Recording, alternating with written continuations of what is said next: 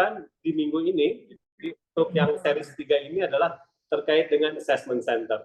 Nah, kenapa assessment center? Jadi yang saya pahami, yang kita pahami, dengan dikeluarkannya undang-undang gitu ya 20/2023, di sana disebutkan bahwa kita ini itu semua yang ada di sektor publik harus memberikan yang namanya informasi talent gitu ya, yang akan dijadikan sebagai talent mobility.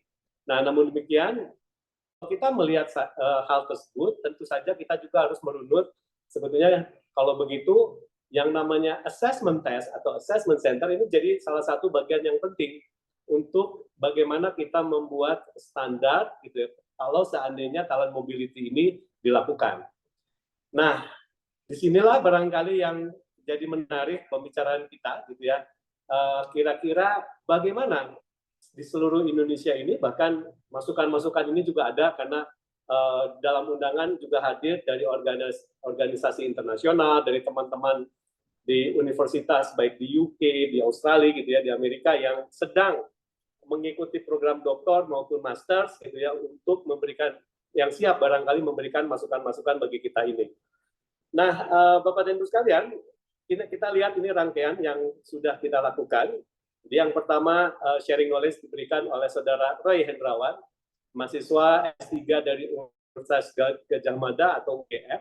Lalu yang kedua juga telah diberikan dari Saudara Nur Hakim Ramdhani dari Universitas Indonesia dan saat ini juga balik lagi ke Universitas Gadjah Mada UGM nih. Jadi Saudara Mutia Wahyu ini.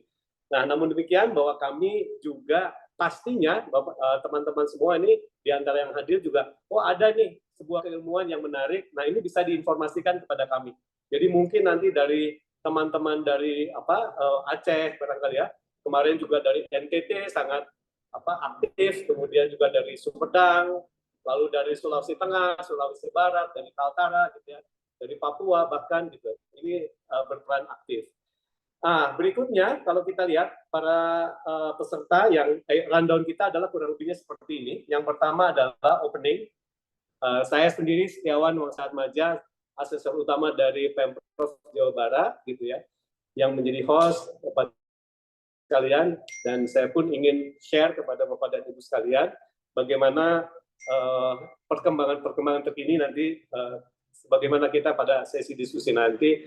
Lalu main session nanti akan dilakukan oleh speaker Saudara Mutia dari Universitas Gadjah Mada, dan beliau adalah seorang ASN dari Kepulauan Riau. Nah, ini yang menarik nih, Kepulauan Riau pun sekarang sudah mulai merasakan bahwa assessment center ini menjadi bagian yang penting, dan tentu saja bahwa ini dalam rangka antisipasi talent mobility nanti kalau dilakukan. Lalu nanti ada discussion, ada Q&A gitu ya, dari pertanyaan dan jawaban nanti, dan closing.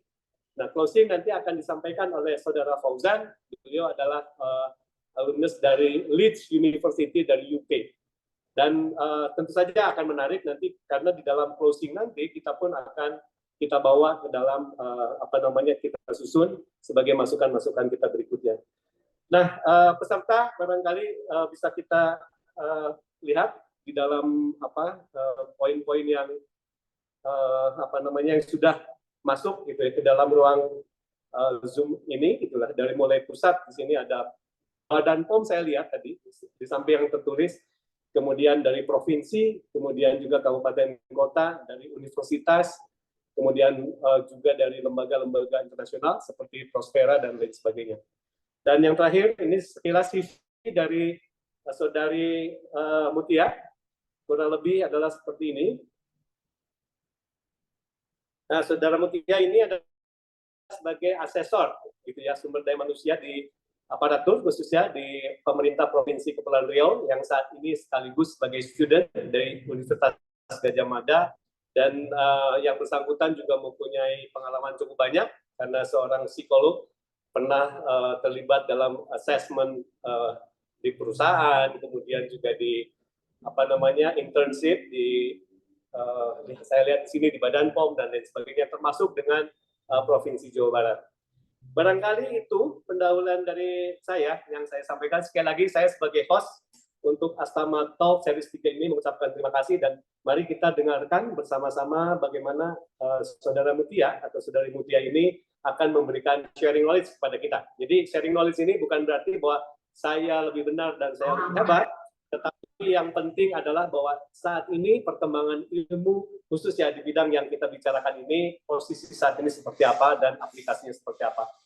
Itu saja. Terima kasih. Saya persilakan kepada Saudari Mutia untuk kita dengarkan sama-sama. Silakan.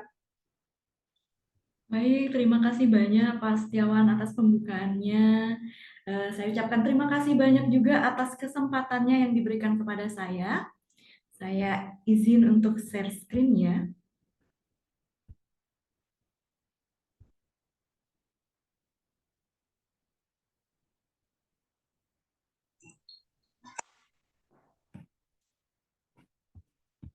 Baik, sebelum kita masuk kepada inti, mungkin saya akan buka dulu dengan sebuah pantun. Pergi ke Bandung mencari kuali.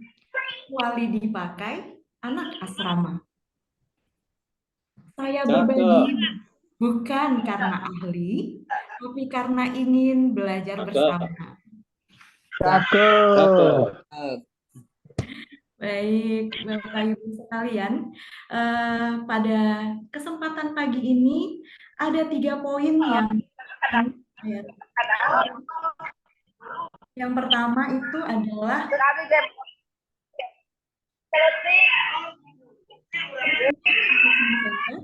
yang kedua adalah bagaimana evolusi atau perkembangan assessment center, dan yang kemudian yang ketiga adalah best practice atau bagaimana penerapannya di lapangan dari berbagai sudut pandang atau dari berbagai organisasi.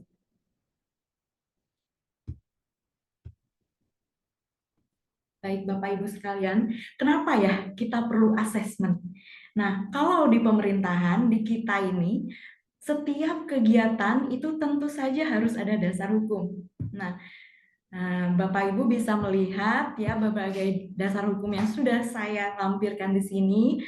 Namun seperti penjelasan Pak Setiawan tadi ya, salah satunya memang wajib melampirkan bagaimana kompetensi seseorang, potensi seseorang untuk mendapatkan data talenta.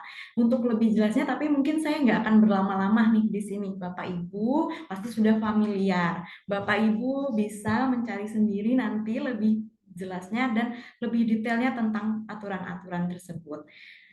Tapi saya mau memfokuskan pada hal ini. Nah, kenapa perlu asesmen dari sisi organisasi atau dalam hal ini adalah instansi, dan kenapa perlu asesmen dari sisi pegawainya atau dari ASN-nya? Yang pertama dari instansi. Sebelum kita membahas dulu kenapa perlu asesmen, indikator atau tolak ukur sebuah instansi itu dianggap sukses atau berhasil atau cemerlang itu apa sih Bapak Ibu? Gimana? Apa indikatornya Bapak Ibu? Saya ingin tahu deh. Boleh kok open mic kali. Memiliki kompetensi yang sesuai dengan kebutuhan perusahaan, organisasi. Oke, itu dari sisi pegawai ya. Benar, kalau sisi pegawai kenapa perlu asesmen? Karena dia perlu dianggap memiliki kompetensi. Betul sekali, terima kasih tadi Ibu Mila ya. Nah, tetapi dari organisasi yang dianggap organisasi sukses itu seperti apa? Gitu. Dianggap organisasi sukses adalah ketika dia mencapai tujuan organisasinya atau dia berkinerja. Simpelnya adalah dia mencapai target-target organisasi yang sudah ditentukan, yang disepakati bersama-sama. Nah, ketika sebuah organisasi atau instansi tersebut dinyatakan sukses mencapai dari target-targetnya, itu sebenarnya siapa sih yang bekerja untuk mencapai itu? Ya, benar. Itu adalah pegawai atau ASN-nya atau para pekerjanya. Nah, sehingga ketika sebuah organisasi dinyatakan berkinerja, otomatis pasti pegawainya juga kompeten kan? Ya. Nah, mana mungkin pegawai tidak kompeten tetapi instansi tetap berkinerja. Nah, ketika hal tersebut terjadi, kemudian instansi kan namanya SDM itu akan bergerak ya, ada kebutuhan untuk mengisi suatu posisi ya. Kemudian juga tentu organisasi perlu membedakan mana pegawai yang sudah memenuhi ekspektasi dan mana yang belum. Sehingga asesmen diperlukan untuk dapat mengambil keputusan yang lebih adil. Coba kalau tidak asesmen, misalnya langsung dipilih saja nih siapa yang menduduki satu tertentu, atau langsung saja nih menseleksi ya gitu, menseleksi memilih orang, oh ini yang cocoknya di sini di mana. Nah, tentu ada perasaan tidak adil ya ketika seperti itu, sehingga asesmen diperlukan untuk membedakan mana orang yang memenuhi standar, mana yang tidak, seperti itu. Kemudian dengan asesmen itu menjadi alat diagnosis untuk pengembangan pegawai, karena tadi dinilai nih ada standarnya. Ketika ada standarnya, dinilai menjadi tahu apa sih yang belum memenuhi standar, apa yang masih di bawah, apa yang masih di atas. Nah, seperti itu. Kemudian jadi mengetahui, tidak asal mengasal, oh kamu butuh pengembangan ini, oh kamu perlu diklat ini, perlu training ini, itu dari mana? Ternyata kan tahu ya dari standarnya itu tadi, yang mana sih yang belum, mana yang perlu ditingkatin lagi, seperti itu. Nah, sehingga setelah mengetahui tersebut, maka selanjutnya adalah fungsinya yaitu untuk menentukan tindakan yang tepat. Apakah memang dia perlu didiklatkan, ataukah dia di coaching, ataukah dia di mentoring. Nah, itu semua didapatkan dari hasil asesmen. Nah, itu kan dari organisasi aja tuh Mbak. Kalau dari pegawai gimana? Sebenarnya dari pegawai itu juga mendapatkan keuntungan lah dari asesmen. Yang pertama, dia mendapatkan pemahaman diri. Bapak Ibu sekalian di sini nggak sih sama tes psikologi? Nyoba-nyoba kalau misalnya ada nih, biasanya ada di medsos-medsos ya kayak gitu ya. Coba-coba nih. Terbaru nih, mungkin ada yang tahu ya. Itu ada membedakan karakter orang berdasarkan jenis kue gitu. Itu lucu dan unik gitu ya. Ada berbagai macam pengembangan. Nah, ketika Bapak Ibu setelah asesmen itu jadi tahu, oh saya tuh orangnya seperti ini, karakter saya begini. Kadang suka bingung kan nih, saya ini sebenarnya kenapa sih Mbak kalau misalnya datang ke psikolog atau datang yang konsultasi gitu ya, pengalaman saya ketika menjadi konselor gitu. Nah, jadi saya ini kenapa sih? Masalahnya apa? Nah, dengan adanya asesmen, sebenarnya itu orang yang mengikuti asesmen akan mendapatkan pemahaman diri tentang dirinya, keunggulannya apa. Jadi seseorang itu tidak hanya punya kelebihan saja, tidak hanya punya kelemahan saja, tidak. Seorang itu pasti punya kelemahan dan kelebihan. Tidak ada yang sempurna. Kita semua itu sempurna dalam ketidaksempurnaan kita masing-masing. Nah, yang kedua untuk pengembangan diri. Jadi setelah kita paham, kita itu minatnya di mana, kita cocoknya di mana, apa yang perlu kita kembangkan untuk bisa lebih kita menjadi diri yang lebih lagi, lebih baik lagi. Nah, kemudian pengakuan prestasi. Kok bisa asesmen menjadi pengakuan prestasi? Ya, tadi kan saya sampaikan bahwasanya ada standarnya. Jadi kita jadi tahu kalau ada standar atau ada ukuran nih. Posisi kita tuh di mana sih saat ini gitu, dengan yang lain ataupun bahkan dengan diri kita sendiri gitu. Jadi misalnya saya ternyata berpotensi loh sampai anggap saja misalnya diangkakan ya, misalnya diangkakan. Sebenarnya saya tuh gelasnya itu 1 liter gitu, tetapi ternyata yang saya sudah keluarkan atau yang sudah terisi penuh itu baru 750. Nah, bagaimana bisa saya mencapai 1 liter? Nah, sisanya itu kita jadi tahu dengan assessment center. Kemudian yang terakhir adalah kesadaran organisasi. Jadi, pengalaman saya ketika menjadi asesor, ketika sesi interview biasanya, itu ada 2 arah. Ada 2 arah, tanya jawab antara asesor dan asesi, begitu. Nah, di situ biasanya asesi itu bisa mendapatkan insight. Asesor pun sebenarnya bisa menyampaikan nilai atau value, dan kadang-kadang sebelum proses assessment itu kan jadi tahu, oh ini loh yang diukur, oh ini loh value-value organisasi saya, nilai-nilai organisasi saya, budaya kerja organisasi saya, itu akhirnya meningkatkan kesadaran organisasi. Nah, namun Bapak Ibu sekalian, meskipun ada manfaat asesmen tersendiri bagi pegawai, tetapi yang lebih kuat gitu maksud saya, itu akan lebih kuat terasa dan dirasakan oleh pegawai ketika dilakukan feedback assessment. Hal ini juga sudah saya buktikan karena saya seorang mahasiswi magister profesi, jadi baru saja saya menyelesaikan praktek profesi saya selama 1 semester di Badan POM. Nah, begitu. Nah, kemudian ada salah satu tugas saya untuk dari tugas akademis saya yaitu praktek untuk asesmen individual. Nah, jadi saya melakukan lagi asesmen individual. Di situ saya melakukan tes psikotes secara paper and pencil karena kita memang masih belajar ya Bapak Ibu, kami masih belajar. Kemudian juga melakukan asesmen kompetensi, wawancara, kemudian juga saya melakukan feedback kepada para asesi-asesi saya di Badan POM. Dan saya melakukan setelah saya feedback itu tuh saya memberikan mereka link feedback untuk feedbacknya gitu. Jadi untuk saya pemberi feedback, saya kasih linknya kepada mereka. Saya tanya gimana rasanya setelah di feedback, kemudian apa yang kira-kira yang Anda lakukan setelah feedback, kemudian apakah cukup jelas feedback yang saya berikan. Nah itu. Nah dari situ beberapa orang sampaikan kepada saya setelah itu bahwa mereka sangat senang diberi feedback karena akhirnya memahami, oh ini toh diri saya, oh ternyata saya gini. Kemudian dua, mereka mendapatkan kepercayaan diri. Ternyata loh bukan karena salah saya belum berkompetensi. Ini nanti akan saya jelaskan lebih lanjut ya tentang potensi dan kompetensi nanti di slide selanjutnya.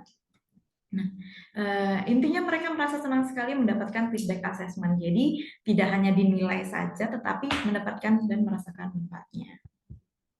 Nah, ini dia yang saya maksud.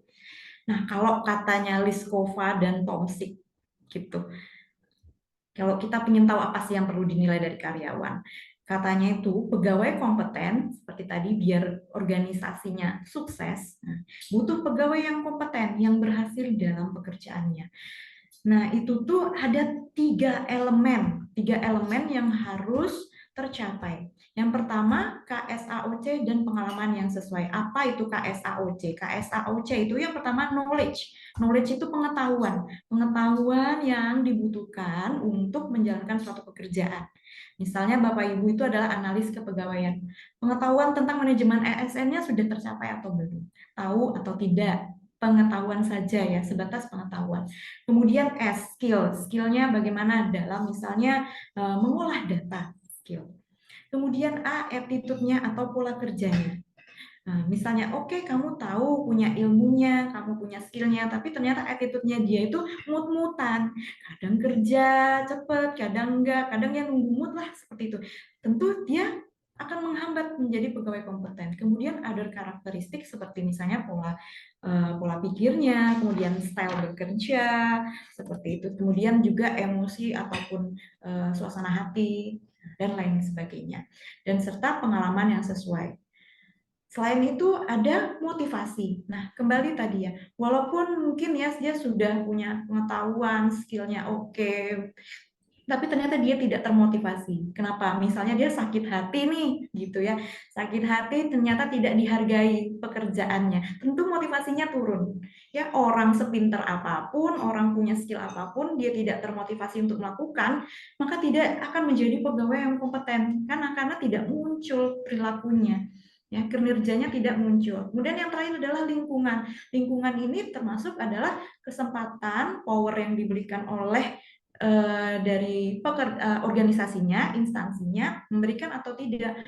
Orang sudah termotivasi, aku tuh punya ide gini loh Pak, Bu, ya, dan aku tahu cara mengerjakannya, tetapi lingkunganku, tempat kerjaku tidak memberikan kesempatan aku untuk mewujudkan hal tersebut. Maka apakah saya akan menjadikan saya pegawai kompeten? Tentu tidak, karena tidak terwujud. Siapa yang tahu Mutia ini bisa menjelaskan assessment center kalau tidak diberikan kesempatan sama BKD Jabar, ya enggak? Ya, tentu itu makanya seorang pegawai kompeten itu ada 3 hal tadi, bergabung, merit, itu baru menjadi pegawai yang kompeten. Nah, berdasarkan hal tersebut, maka dirinci, maka kita apa sih yang perlu dinilai? Kita perlu melihat potensinya atau will do, apa-apa yang menjadi yang dimiliki oleh seseorang, misalnya kemampuannya, skillnya, kemudian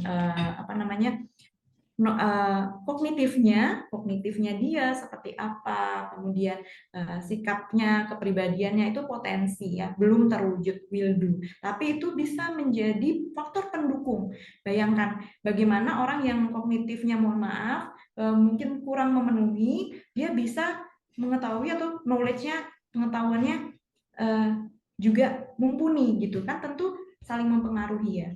Kemudian ada kompetensi, karena apa? Kompetensi juga perlu diukur karena dia berwujud sudah able do, jadi apa yang bisa dia lakukan. Wah, percuma punya potensi bagus tetapi tidak berwujud.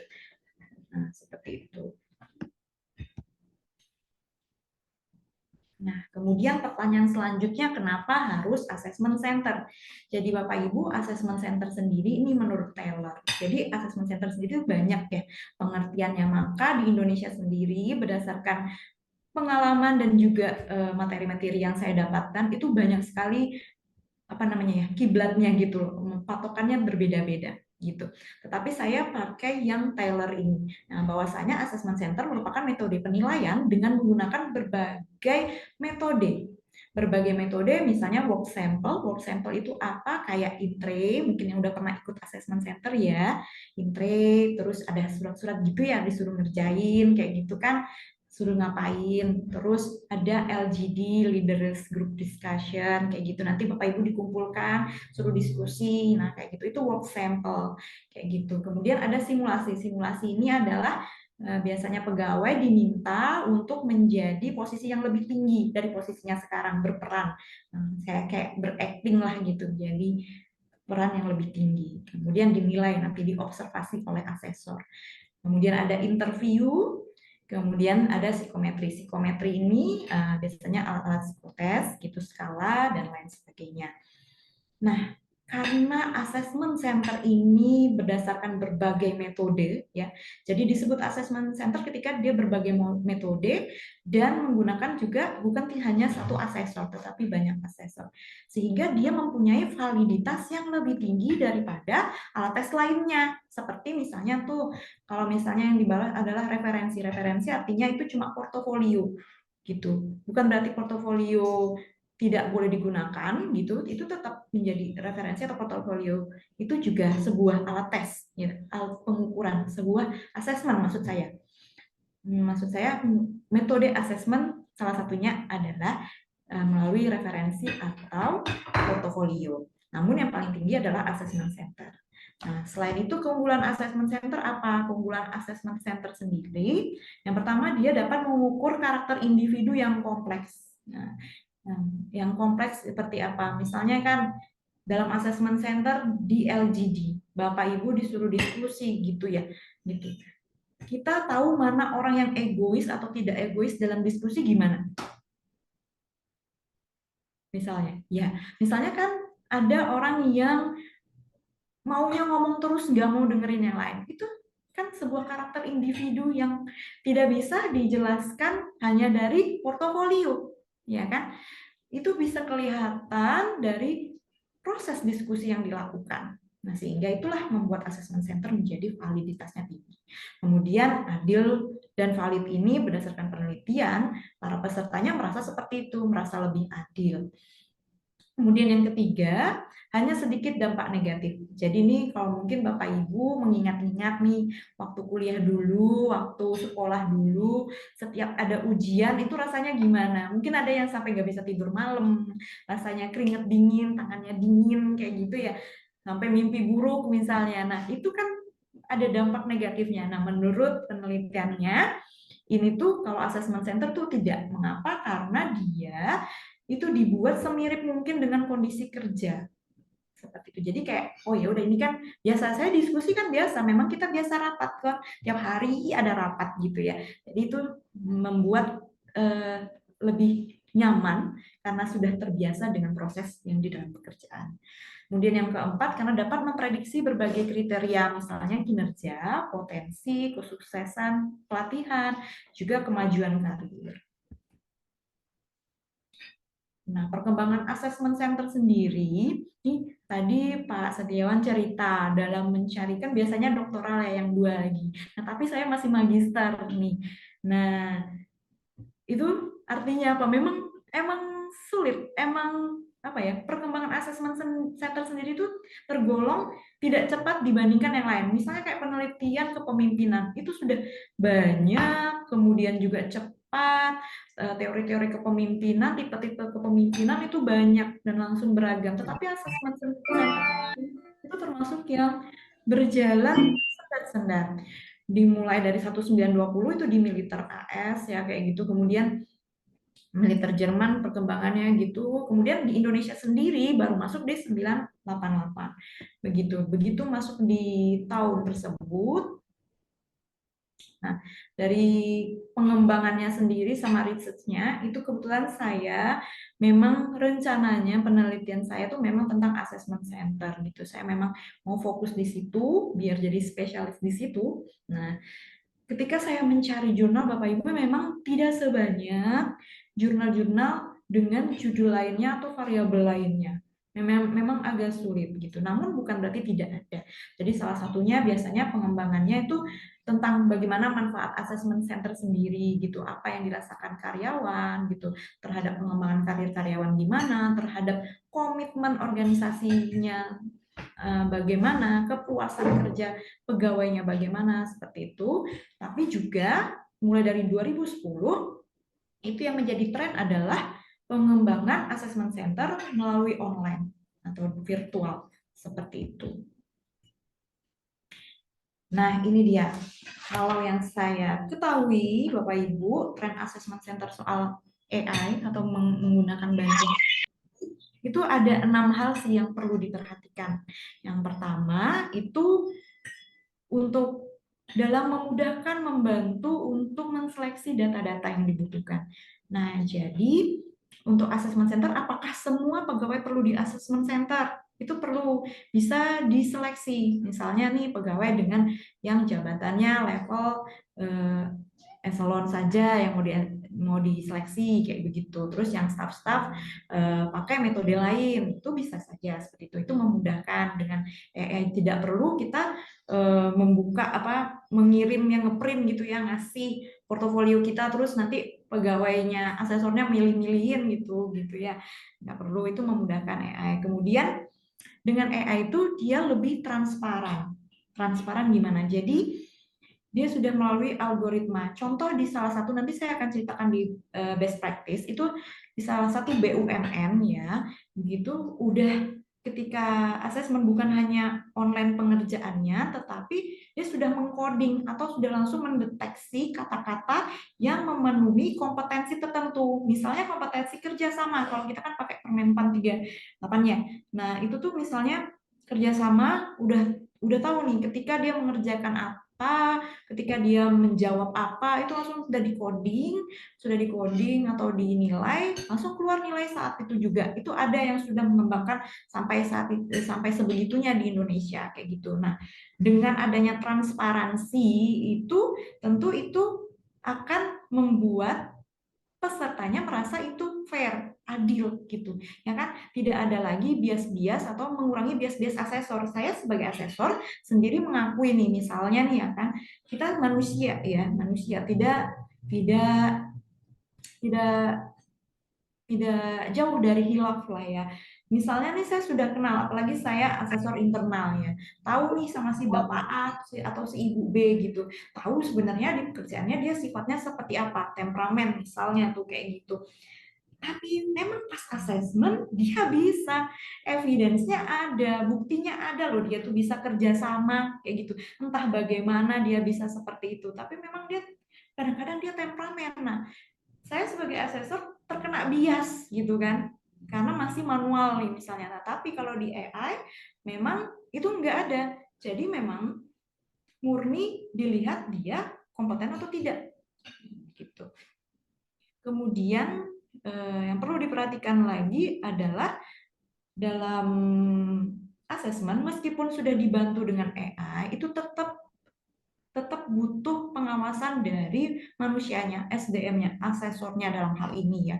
Begitu. Kenapa? Karena sebenarnya yang mengcoding atau yang membuat coding kayak kata-kata apa yang termasuk kerjasama, terus yang mendefinisikan operasional kayak kalau di Permenpan itu sebenarnya belum terlalu, menurut saya belum terlalu operasional ya kayak gitu, kerjasama tuh seperti apa sih sebenarnya. Nah itu kan perlu pengawasan dari SDM-nya, dari asesornya, seperti itu yang tetap, jadi nggak perlu khawatir, tetap nggak akan tergantikan peran kita sebagai manusia bagaimanapun, tapi ini AI itu untuk memudahkan kita saja.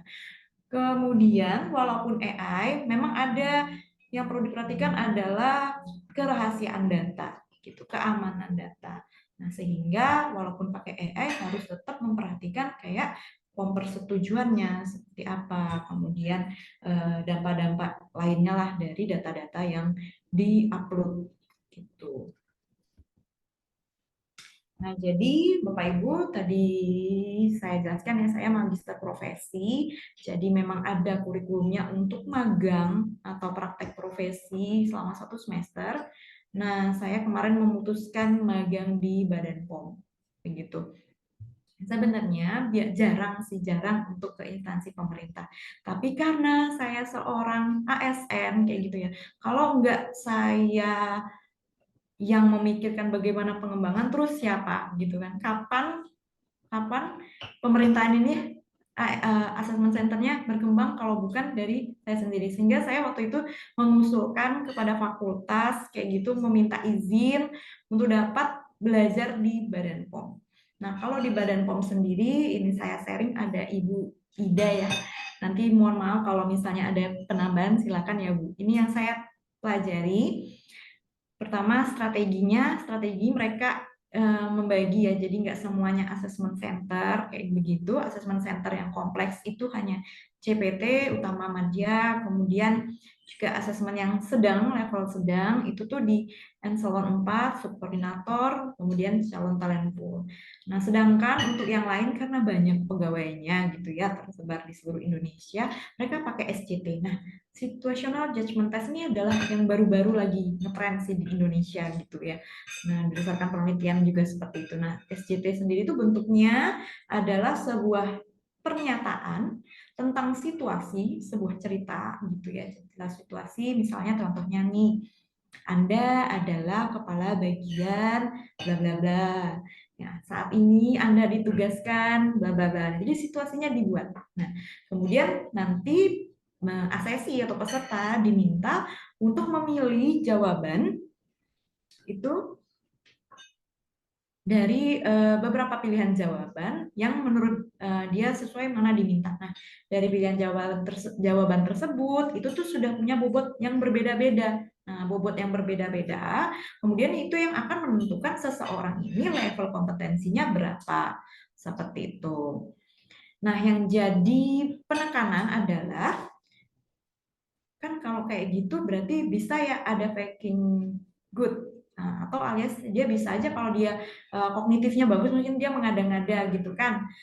Iya benar gitu. Memang setiap metode itu pasti ada kelemahan dan kelebihan. Nggak ada namanya metode yang sempurna gitu. Pasti ada kelemahan dan kelebihan. Tetapi kembali diingat ya bahwa kalau level tertentu gitu kan, apakah memang perlu sampai ke assessment center itu kan tergantung kebutuhan dari masing-masing instansi juga seperti itu. Nah, kalau situational judgment test memang itu kelemahannya salah satunya bahwa mungkin memang dalam situasi tertentu atau di dalam cerita itu dia bisa menjawab segini level sampai ke level segini, tapi ketika kenyataannya dalam prakteknya gitu ya itu kan banyak pengaruh. Nah, kalau dari psikologi itu dari Kurt Lewin gitu ya gitu katanya kalau perilaku seseorang itu dipengaruhi oleh lingkungannya ya, jadi mungkin dia intensinya atau niatnya untuk kalau misalnya ketemu masalah kayak gini dia akan begini, tetapi dalam kenyataannya banyak faktor-faktor yang mempengaruhi ya kan, itu tidak mungkin, bisa jadi belum tentu itu terwujud. Nah, memang kelemahannya di situ, tapi bukan berarti itu tidak bisa digunakan karena secara validitasnya SJT itu juga cukup baik kayak gitu. Itu juga sudah cukup bisa menggambarkan kompetensi untuk level yang pertama muda kayak gitu ya, pelaksana itu masih cukup relevan kayak gitu. Dan BPOM sendiri juga sudah punya data dan mereka sudah punya validitasnya gitu. Dan ini tetapi berbeda-beda karena kenapa? Karena kalau SJT kan soalnya bisa jadi BKD Jabar juga pakai ya gitu. Tapi kan berbeda yang dipakai dengan Badan POM kayak gitu. Nah, itu juga mempengaruhi validitasnya. Kemudian yang kedua adalah salah satu di BUMN. Jadi saya nggak pernah di BUMN sebenarnya, tapi ini cerita dari teman saya yang prakteknya kemarin pas magangnya di salah satu BUMN.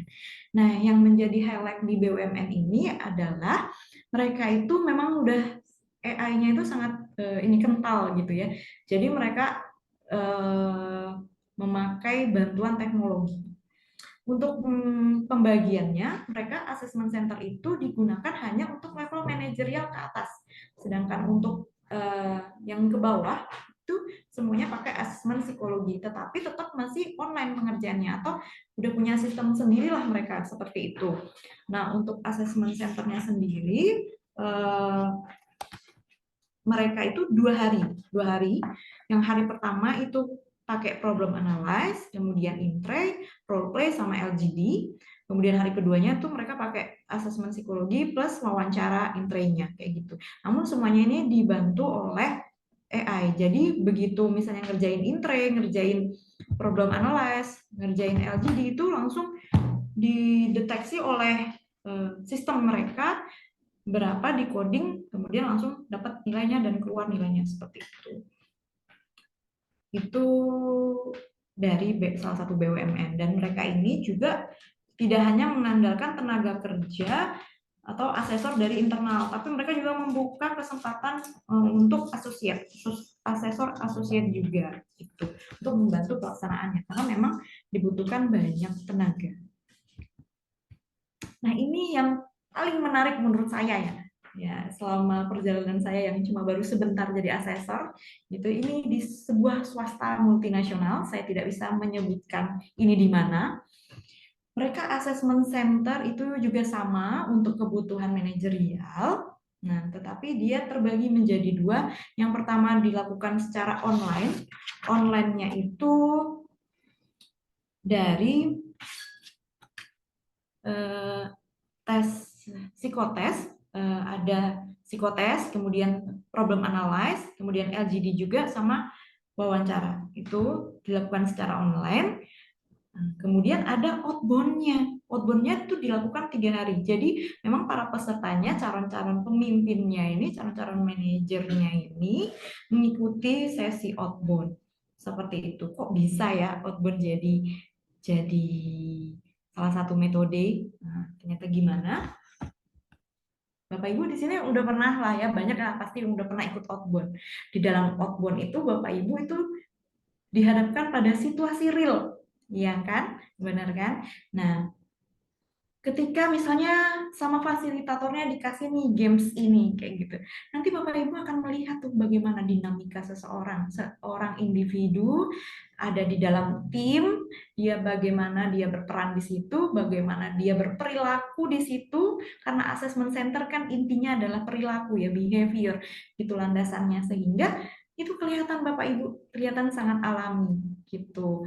Nah, itu sangat bisa diukur perilakunya. Contohnya ini ya, formnya banyak yang saya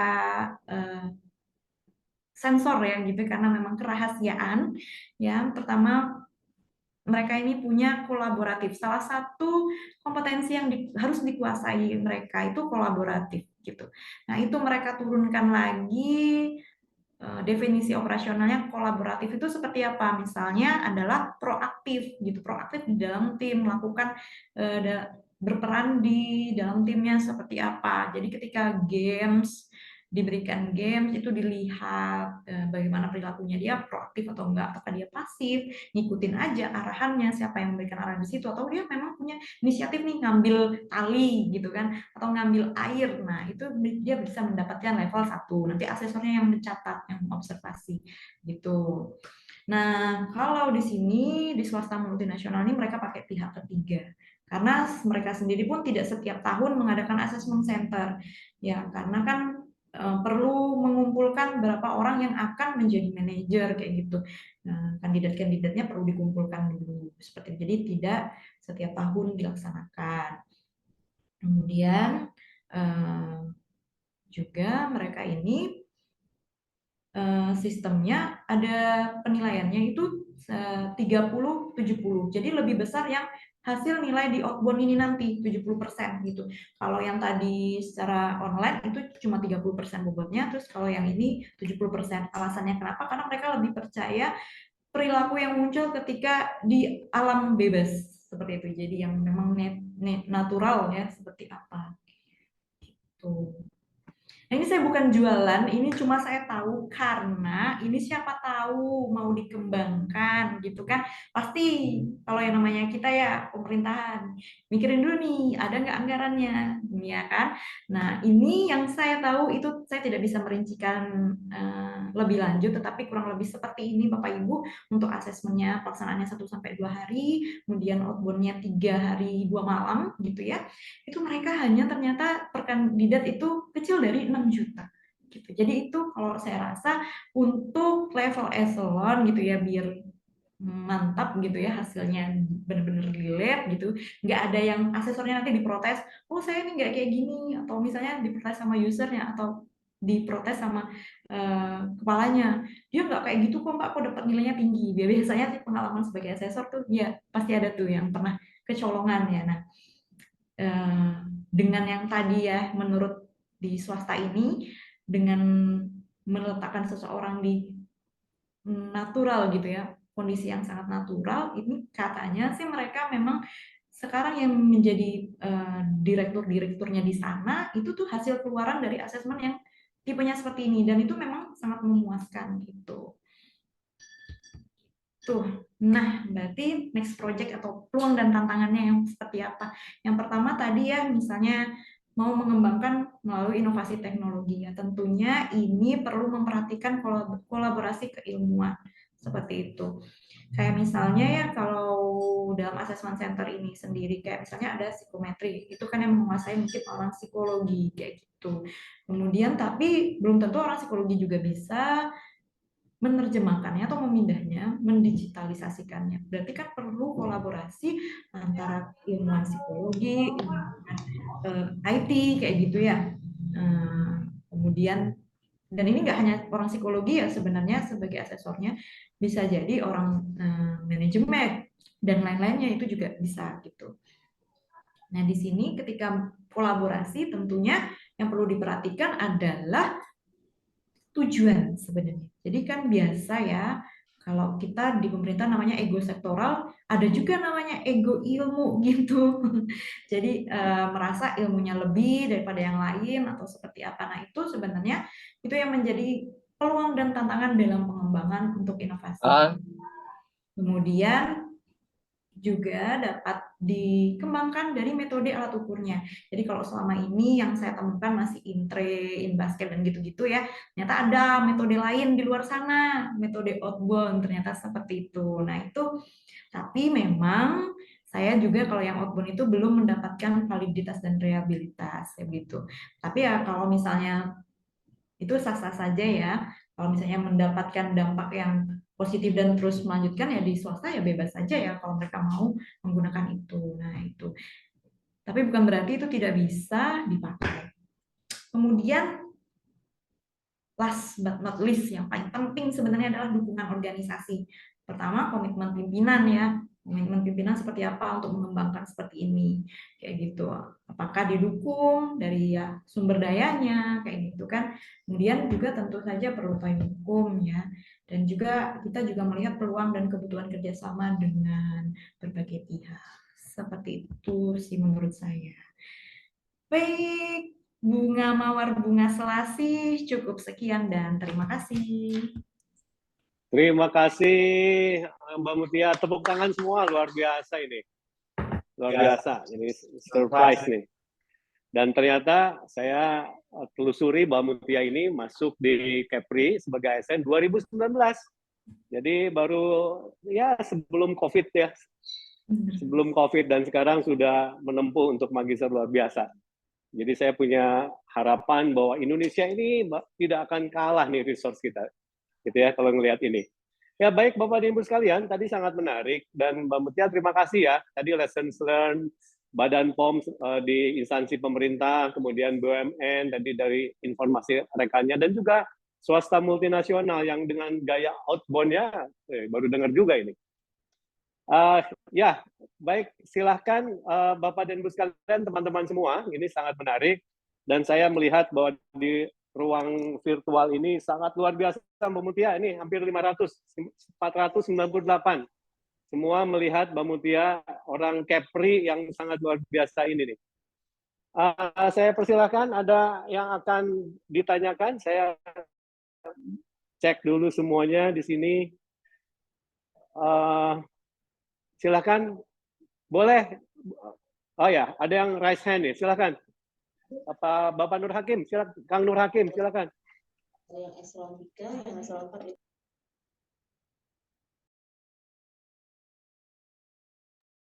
Baik, Pak Setiawan. Terima kasih. Suara saya cukup terdengar, Pak Setiawan? Ya, clear. Oh, baik, siap. Mbak Mutia, terima kasih ya paparannya ini luar biasa gitu ya. Tadi paparannya sangat komprehensif.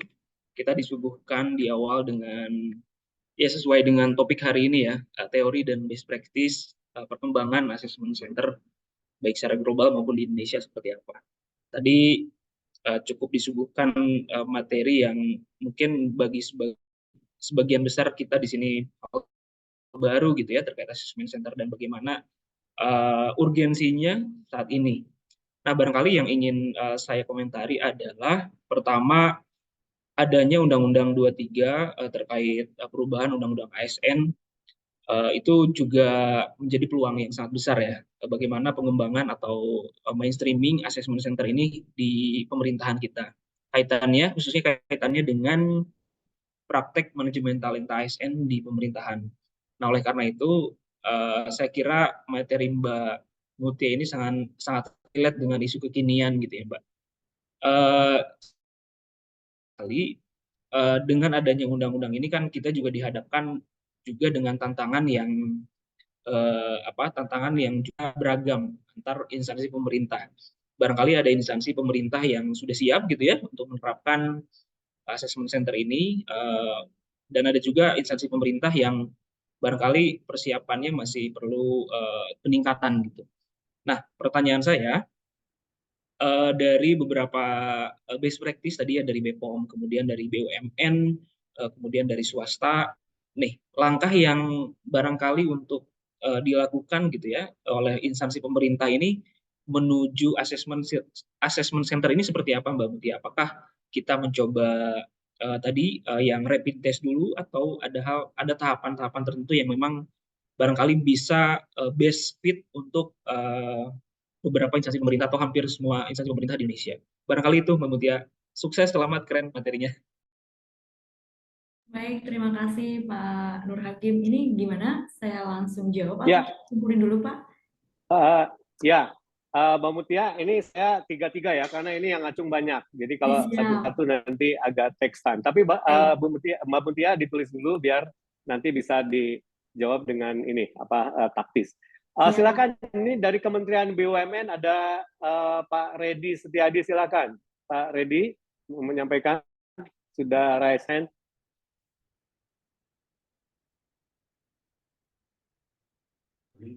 Terima kasih Pak Astama, Pak Iwan atas kesempatannya. Mbak Mutia, mohon izin. Misalkan kami sedikit share pengalaman di kementerian juga ya, bahwa pernah beberapa kali mengikuti asesmen, tapi misalkan dengan lembaga yang berbeda. Nah, di sana, misalkan tadi kan disampaikan juga ya, ketika dalam tahapan asesmen itu ada juga pertanyaan-pertanyaan yang mengarah untuk ke jenjang yang lebih tinggi, misalkan. Tadi juga disampaikan misalkan manfaat asesmen itu bagi organisasi seperti apa, bagi diri sendiri seperti apa misalkan. Nah, dari sana misalkan saya ada pengalaman misalkan. Yang pertama misalkan ada juga ya di tempat kami lah mungkin ya, misalkan di kementerian itu yang ahli ases, yang suka ahlinya itu di ases gitu ya. Jadi nilai asesmennya bagus gitu banget ya. Sehingga tercapture-nya itu cantik lah kalau misalkan cewek itu ya. Tapi dilalah nggak dipakai oleh organisasi misalkan. Karena menganggap ini antara potret dengan kenyataannya kok enggak itu ya, enggak ada mismatch lah misalkan seperti itu. Itu yang pertama. Yang kedua, misalkan saya pernah di-assess oleh suatu lembaga asesor yang berbeda.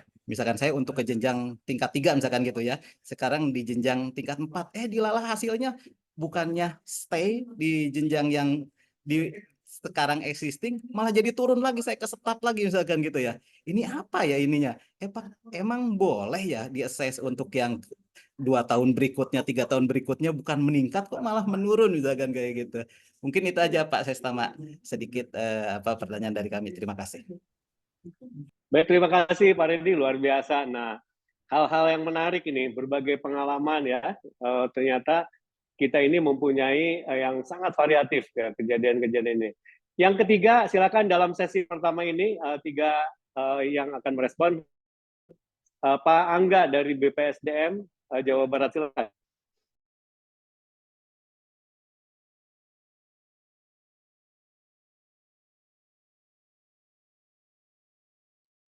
Oke, terima kasih atas waktunya Pak Setiawan. Bu Mutia, apakah suara saya terdengar jelas? Terdengar jelas, Pak. Oke, catatan Pak Bu Mutia, kalau saya simak ada beberapa hal. Yang pertama bahwa asesmen ini skupnya kecil dan berbiaya mahal gitu. Nah, kalau misalkan ini akan dijadikan satu proyek yang besar, yang masif, apalagi misalnya kita berbicara Jawa Barat ya, untuk Pemprov Jabar sendiri kurang lebih pegawainya sekitar 46.000. Itu bagaimana untuk melakukan asesmen ini dalam untuk kondisi yang masif?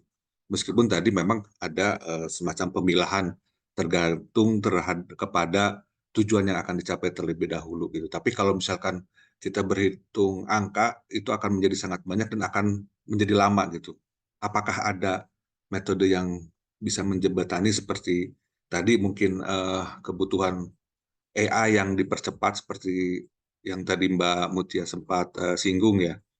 Terus yang kedua, Jawa Barat sendiri sebenarnya sudah mengembangkan Jabar Talent, satu aplikasi Jabar Talent Connect, dan itu menghubungkan antara manajemen talenta dengan pengembangan kompetensi. Yang saya tangkap, koreksi bisa jika saya salah, bahwa pengembangan kompetensi adalah next step-nya dari assessment. Nah, bagaimana ini ketika ternyata kalau misalnya kita ambil assessment ini sebagai langkah awal, tapi ternyata tadi balik lagi ada kita bicara scope dan quantity ASN yang banyak, kemudian ini akan menyambungkannya dengan pengembangan kompetensi yang sekarang kita bangun itu seperti apa. Sementara yang kita bangun sebenarnya untuk Jabar Talent Connect ini ada beberapa sih Mbak. Jadi yang pertama itu memang kita, yang tadi saya sepakat bahwa isu organisasi harus terselesaikan, yang kedua kemudian isu jabatan, dan yang ketiga itu ada isu gap kompetensi individu. Tapi kembali lagi ketika asesmen ini diangkat menjadi langkah awal, saya pertanyaannya bagaimana menerjemahkannya ke dalam praktek-praktek pengembangan kompetensi. Itu saja mungkin pertanyaan. Terima kasih atas waktunya. Terima kasih Kang Angga. Nah, ini gitu ya Bu Mutia dan Bapak dan Ibu sekalian dan kawan-kawan semua, bahwa memang kejadiannya dan aplikasi di lapangan adalah kurang lebih rumitnya sedemikian gitu ya. Bu Mutia, ini ada satu lagi dari teman-teman TNI ini, SIAT gitu ya, yang juga ingin masuk dalam sesi ini nih kelihatannya. Jadi empat ya Bu Mutia, nggak apa-apa ya, catat dulu ya. Siap, Bapak, siap. Boleh. Ya, nih karena Bu Mutia seru sih, jadinya banyak yang nanggapinnya ini. Silakan Pak Irwan ya di sini. Silakan Pak Irwan.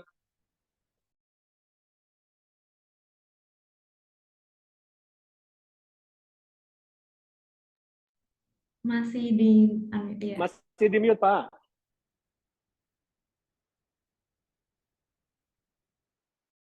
Pak Irwan masih mute.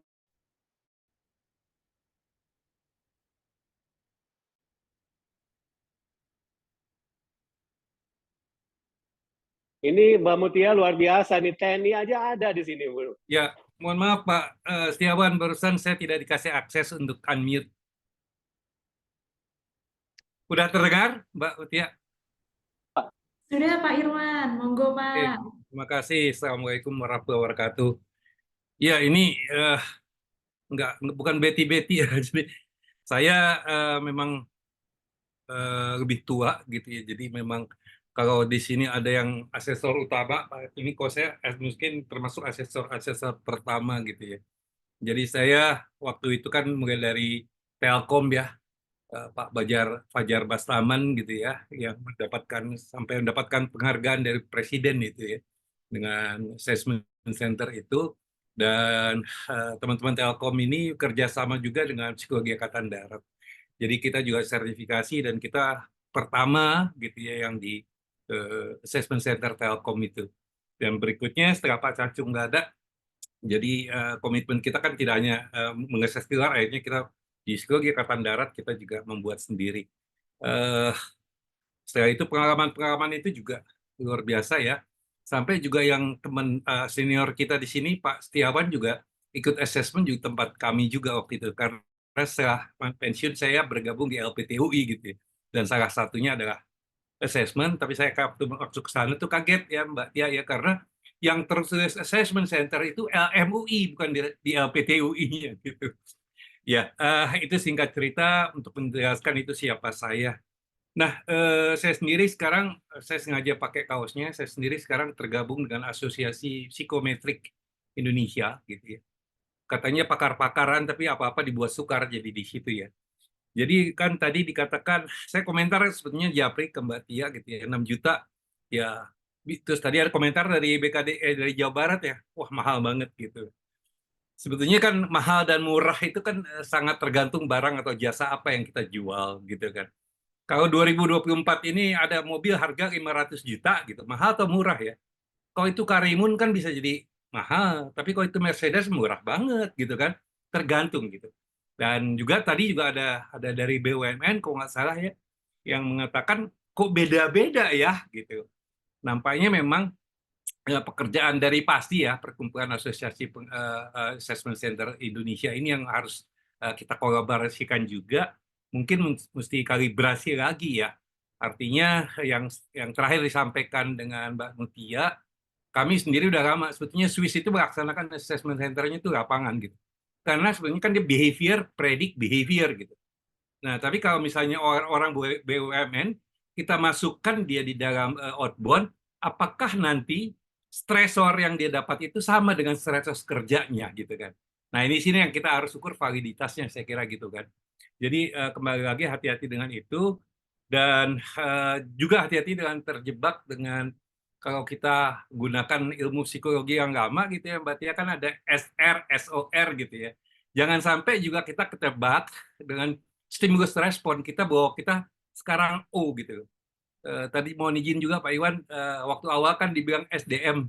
Saya sendiri kurang serp dengan kata-kata sumber daya manusia, sumber daya alam, sumber daya buatan gitu ya. Jadi manusia yang bersumber daya, human capital, human resource, jadi dia bukan sekedar menjadi subjek, tapi dia menjadi objek gitu kan. Itu yang saya coba sharing, tapi apa yang Mbak Mutia seperti kata Pak Iwan juga itu sangat menjanjikan ya sebagai orang muda yang sudah berbuat. Dan saya ingin kalau boleh kita nanti banyak sharing sama-sama saja.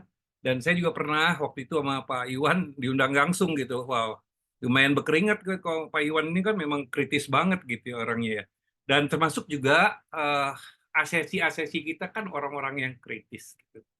Ya pada saat kita jadikan. Dan satu lagi menambahkan ke Mbak ya, manggilnya Mbak Tia ini, kenapa manajer? Karena assessment center ini kan dikenal dengan timely and costly gitu ya, jadi membutuhkan waktu. Dan nah mudah-mudahan dengan kemajuan IT yang saya dengar juga ada satu badan di Jakarta, dia menjadi portalnya assessment gitu ya, jadi dia pakai gaming tapi mungkin bukan assessment center lagi namanya, apa itu tapi ranah itu tetap ranah psikometri. Saya kira itu Pak Setiawan, mohon maaf lahir batin kalau salah. Makasih. Assalamualaikum. Waalaikumsalam Pak Brigjen Irwan, luar biasa nih. Ini makin meriah aja ini pandangan-pandangan Bu Mutia. Jadi ini untuk kita semua gitu ya, yang bergelut di bidang assessment ini. Silakan Bu Mutia. Yang lain mohon maaf nih, masih banyak yang raise hand ya, dan banyak yang japri ke saya ingin bicara. Tapi kita dengar dulu deh dari 4 ini, gitu ya. Mudah-mudahan kita bisa mencerna terlebih dahulu di sesi yang satu ini, sesi tanya jawab yang pertama. Silakan Bu Mutia. Baik, Bapak. Terima kasih banget kepada semuanya Bapak-Bapak nih yang bertanya ya, empat-empatnya. Ini terima kasih sekali atas pertanyaannya. Ini men-challenge saya buat mikir lagi nih, aduh teori apa ya yang di kelas yang udah didapetin, kayak gitu. Nah, untuk yang pertama mungkin dari Pak Hakim ya, untuk bagaimana langkah untuk assessment centernya untuk bisa mengembangkan kayak begitu, apa saja yang perlu diperhatikan begitu ya kalau nggak salah tadi ya. Nah, jadi kalau dalam sebuah teori nih, teorinya itu juga Kurt Lewin ya. Kurt Lewin itu bilang ada 3 tahap. Pertama, freezing, unfreezing, sama moving. Jadi memang ketika kita berubah gitu ya, entah apapun ini bisa dipakai loh dalam sebuah organisasi. Ketika menghadapi perubahan itu kita mempersiapkan dulu pertamanya ya, persiapan apa saja itu kita petakan dahulu berarti assessment centernya. Apa yang mau dikembangkan? Seperti apa misalnya dukungannya, sumber dayanya. Sumber daya itu apa saja ya? Fasilitas misalnya, anggaran misalnya, kemudian asesornya misalnya ya, dan kemudian tenaga lain, bukan hanya asesor dong ya kan, banyak staf-staf lain yang sangat dibutuhkan nih untuk membangun assessment center, untuk mengembangkan assessment center. Misalnya saja kayak mau AI gitu ya, mau tadi sambil menjawab dari Pak Randy tadi ya, dari Pak Angga tadi, dari Pak Angga, bagaimana asesmen yang banyak dengan membantu melalui teknologi. Tentu saja kan kita harus memikirkan, ini terkait lagi dengan Pak Irwan tadi, kalaupun misalnya pakai teknologi, kemudian itu pakai SJT katakannya, itu yang terbaru nih ya, yang bisa banyak mengcapture banyak orang yang ikut banyak, tapi bisa mengcapture, tapi kemudian apakah ini valid, apakah ini reliable, apakah ketika orang ini dites dengan alat yang sama, dia akan juga level kompetensinya segini, kayak begitu. Nah, itu kan menjadi banyak hal yang perlu kita petakan lagi sebelum kita memutuskan untuk yuk kita mau berubah aja nih kayak gitu. Kita mau buat assessment center yang kayak gini tapi belum dipetakan dulu. Nanti di tengah jalan menemukan masalah gitu terus bingung kayak gimana. Berarti kan pemetaannya, manajemen risknya tadi belum terlalu bagus ya gitu ya, masih perlu diperhatikan lagi. Saya rasa itu sih dulu yang paling dikuatkan. Selain bukan hanya niat saja, bukan hanya dukungan saja, tapi juga memang perlu memetakan banyak hal tergantung mau assessment centernya mau dibawa dan seperti apa. Seperti itu sih kalau menurut saya ya. Mungkin nanti bisa ditambahkan lagi oleh Bapak Ibu di sini yang mungkin punya pemahaman lebih, begitu boleh. Kemudian untuk dari Pak Randy tadi soal dia udah tes rajin-rajin gitu ya, jadi akhirnya nilainya naik. Nah, yang pertama memang ada di dalam psikologi itu ada namanya social learning gitu. Jadi ya seseorang itu misalnya dihadapkan dengan situasi yang sama, kemudian dia secara tidak sadar dia mempelajari itu gitu. Atau mungkin dia memang sengaja sadar gitu, aku mau tes wawancara kayak gini, oh kayak gimana sih di wawancara itu, oh ternyata waktu saya ditanya begini, saya ditanya, Bapak Ibu coba ceritakan bagaimana pengalamannya ketika mengikuti rapat di kantor, misalnya seperti itu pertanyaan dari asesornya. Terus dia jawabnya, ya saya ikut saja mengikuti arahan dari pimpinan, misalnya dia seperti itu ya kan. Terus ternyata keluar nih nilainya, dia dapat levelnya ternyata cuma level 1 gitu kan. Terus aku mau ikut lagi nih ada assessment center gitu kan.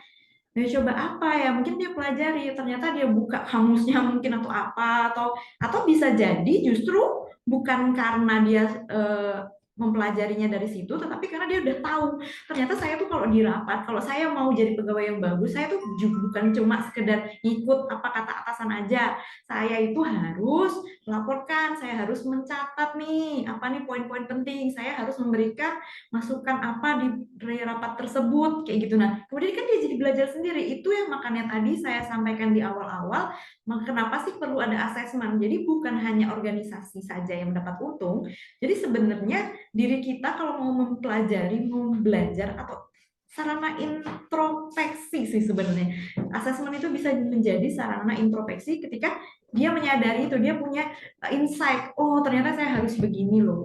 Ternyata yang diharapkan sebagai pegawai itu saya harusnya begini, bukan cuma sekedar datang rapat doang kayak gitu. Nah, akhirnya mendapat insight dan jadi dia belajar, ya wajar kalau dia jadi lebih tinggi, tapi bukan berarti itu hal yang jelek, yang nggak bisa dipastikan itu jelek atau enggak. Saya juga nggak tahu ya seperti apa kejadian atau proses yang terjadi pada si pegawai tadi yang berkali-kali ikut asesmen. Itu mungkin saja terjadi gitu. Itu mungkin sangat mungkin terjadi. Proses pembelajaran itu memang seperti itu di alat-alat psikotes, di alat psikologi ya memang ada yang proses pembelajaran. Tapi ada yang memang tidak bisa dari proses pembelajaran gitu. Jadi alat tes ini nanti Pak Irwan mungkin lebih ahli ya. Untuk alat psikotes sendiri ada yang memang tidak bisa sifatnya dipelajari gitu. Memang udah begitu adanya, dia akan meng-capture ya orang itu ya seperti itu. Nah, misalnya tes-tes kepribadian itu tidak bisa dipelajari gitu ya.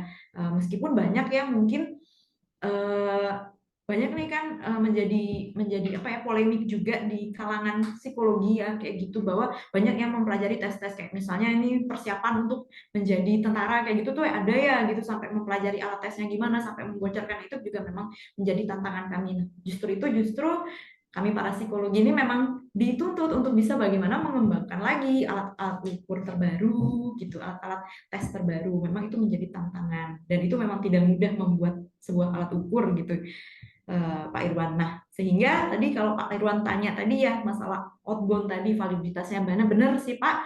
Memang assessment center itu landasannya adalah bagaimana bisa itu tailor made gitu ya. Jadi sesuai. Apakah memang tidak ada suaranya saya? Masih ya? Oke, jadi assessment center sendiri itu memang sebenarnya dibuat tailor made. Jadi nggak bisa seharusnya itu kan landasannya tailor made gitu. Jadi dibuat, makanya kenapa di tadi yang swasta multinasional itu dia outbound. Memang itu di perusahaan yang membutuhkan apa ya, tenaga yang lebih gitu ya, di sebuah perusahaan konstruksi lah seperti itu. Jadi memang dia cocok di outbound, tetapi sebenarnya ya kita bisa modifikasi sih kalau menurut saya gitu ya Pak. Bisa aja dimodifikasi. Intinya bagaimana membuat sebuah kondisi yang memang merepresentasikan kondisi yang bisa memunculkan gitu loh, memunculkan jiwa kepemimpinannya, misalnya kalau mau nilai kepemimpinan gitu kan, leadershipnya seperti apa, kemudian bagaimana dia komunikasinya di dalam tim kayak gitu. Itu kemarin sebenarnya waktu di Badan POM itu, waktu saya praktek itu saya coba lewat games gitu, jadi nggak outbound, cuma di dalam ruangan gitu, pakai sebuah game gitu. Saya mau lihat bagaimana kerjasama timnya di suatu tim gitu. Saya berikan sebuah kata gitu, kemudian kata berantai gitu ya, tapi nggak boleh menyampaikan dengan verbal, jadi harus dengan gerakan kayak gitu. Nah itu kan kita akan melihat di situ benar-benar kita kelihatan dan nggak bisa dibuat-buatkan ya kayak gitu. Bagaimana kemudian kita lihat prosesnya, kenapa kok yang ditunjuk memimpin si Bapak A, kok bukan si Bapak B di dalam kelompok itu kan terjadi sendiri, bukan itu sama kayak LGD gitu loh. Kenapa tiba-tiba jadi ada yang seperti memimpin gitu ya. Nah ini di dalam permainan itu tiba-tiba memang muncul sendiri gitu, muncul sendiri yang berperan sebagai ketua timnya kayak gitu, muncul dipilih oleh anggota-anggota lainnya gitu. Nah itu kan sebuah alami. Jadi kalau menurut saya itu mungkin saja, tapi memang untuk validitas memang belum ada Pak Irwan gitu dari perusahaannya. Sepengetahuan saya waktu saya mau cari informasi ke perusahaannya, memang mereka belum ada, tetapi mereka tidak masalah dengan itu ya. Itu kembali lagi kepada kebutuhan organisasi. Mereka tidak masalah karena selama ini mereka udah pakai metode itu dari tahun 95 sampai sekarang, dan mereka merasa manfaatnya baik untuk mereka, sesuai pemimpin yang dipilih sesuai dengan value-nya perusahaan gitu. Jadi mereka masih mempertahankan hal tersebut. Memang sayang sekali belum ada validitasnya gitu sih ya. Bapak-bapak sekalian, mungkin ada yang lewat atau Gimana Pak Setiawan? Saya kembalikan. Ya, baik. Saya rasa luar biasa nih. Jadi sesi 1, 4 yang merespon dan bisa direspon kembali oleh Mbak Mutia sangat luar biasa. Mbak Mutia, ini di ruang chat kita ini sangat banyak sekali yang istilahnya yang tertarik dan yang ingin merespon. Coba saya dari absen dulu ya, dari Sulawesi nih. Ada teman-teman Sulawesi Tengah, Sulawesi Selatan, Sulawesi Sultra nih. Siapa tahu akan mau share di sini. Silakan, saya persilakan dari teman-teman Sulawesi dulu. Sembari menunggu teman-teman Sulawesi siap-siap juga di daerahnya ini, Mbak Mutia ini. Dari Kalimantan juga, dari Balikpapan, ada dari Kepri sendiri, kemudian dari Kaltara nih, siap-siap. Apabila ingin ada yang di-share kepada kita semua di sini. Kemudian dari kementerian juga, dari Kemdikbud, BPKP, kemudian PUPR, Kemenaker, kemudian juga dari Jawa Timur, teman-teman Jawa Timur, terima kasih. Silakan, ada dari Sulawesi terlebih dahulu, apa ada yang mau disampaikan sebagai sharing kepada kita?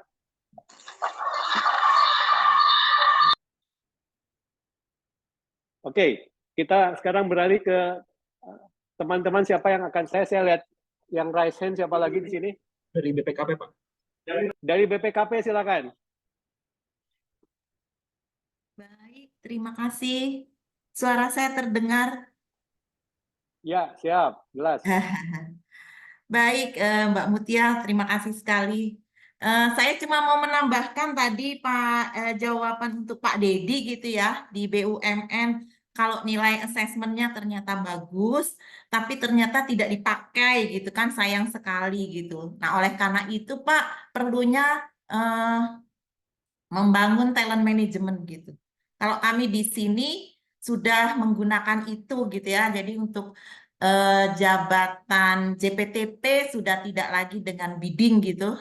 Jadi dengan menggunakan talent management. Jadi yang dinilai tidak hanya semata-mata hasil dari assessment centernya, tapi juga kinerjanya. Jadi kalau seseorang misalnya ahli banget karena dia belajar bolak-balik, mungkin dia lihat simulasi atau dia pelajari simulasi, maka sandingkan itu dengan hasil dari kinerjanya. Gitu. Apakah kompetensi itu relate dengan kinerjanya? Nah, itu yang membuat seseorang bisa dipromot.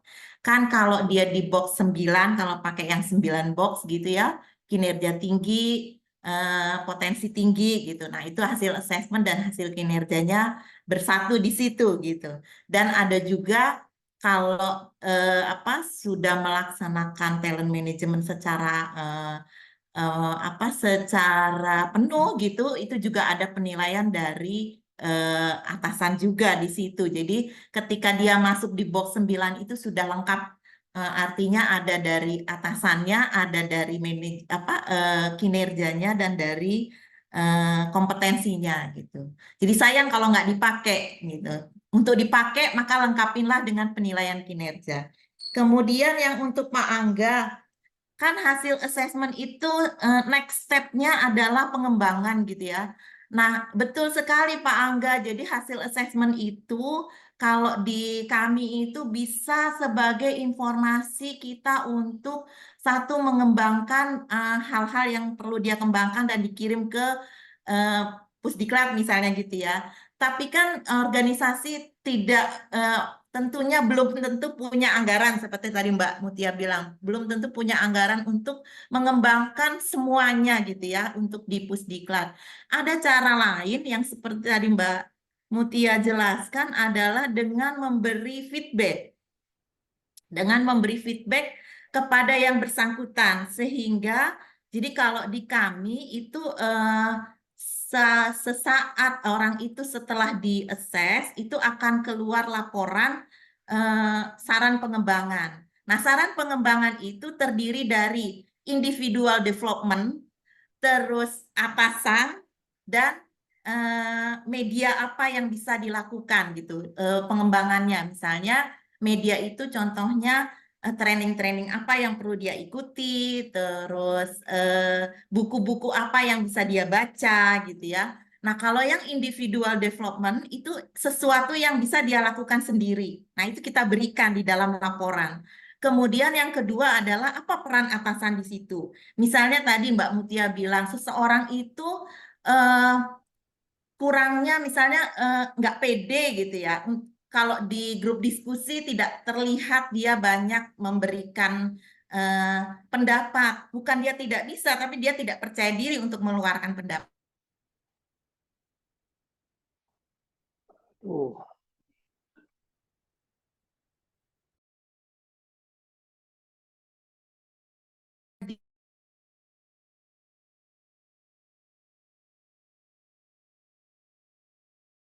Diikutkan sehingga dia juga ikut terlibat belajar di situ. Nah, itu yang terjadi pada kami gitu.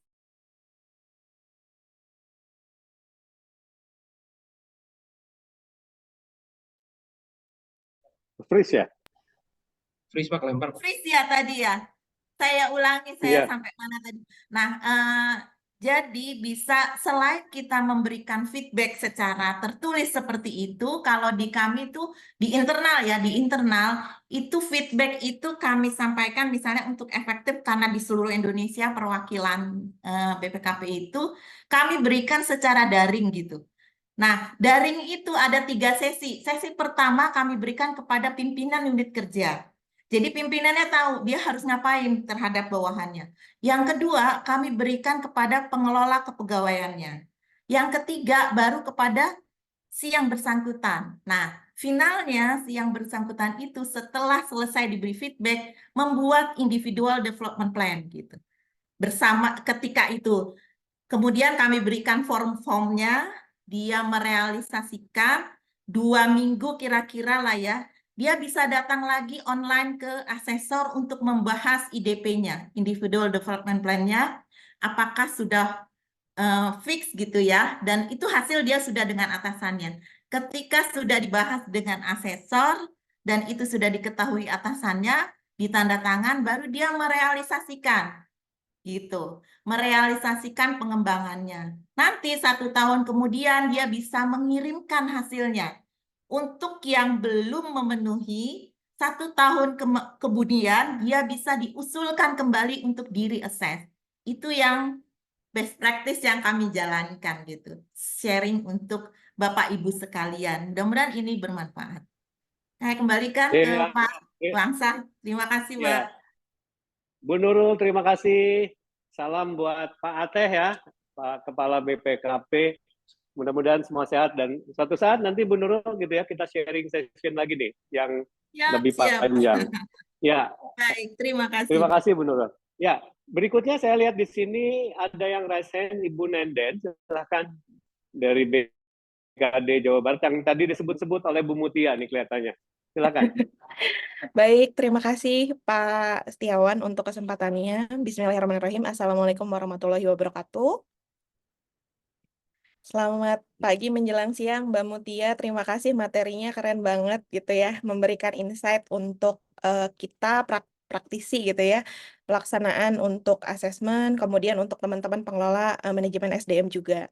Nah, mungkin sebelumnya mohon izin Pak Setiawan dan Mbak Mutia, di sini juga sebetulnya teman-teman dari asesor BKD Jabar banyak yang join, tapi memang kita juga sedang ada kegiatan, jadi mungkin saya nih melipir sebentar untuk saya ingin diskusi beberapa hal gitu ya. Sebelumnya mungkin juga teman-teman yang sempat kita fasilitasi Pak Setiawan hadir juga nih teman-teman dari Sulawesi Tengah begitu ya. Beberapa instansi yang memang pernah kita kerjasama.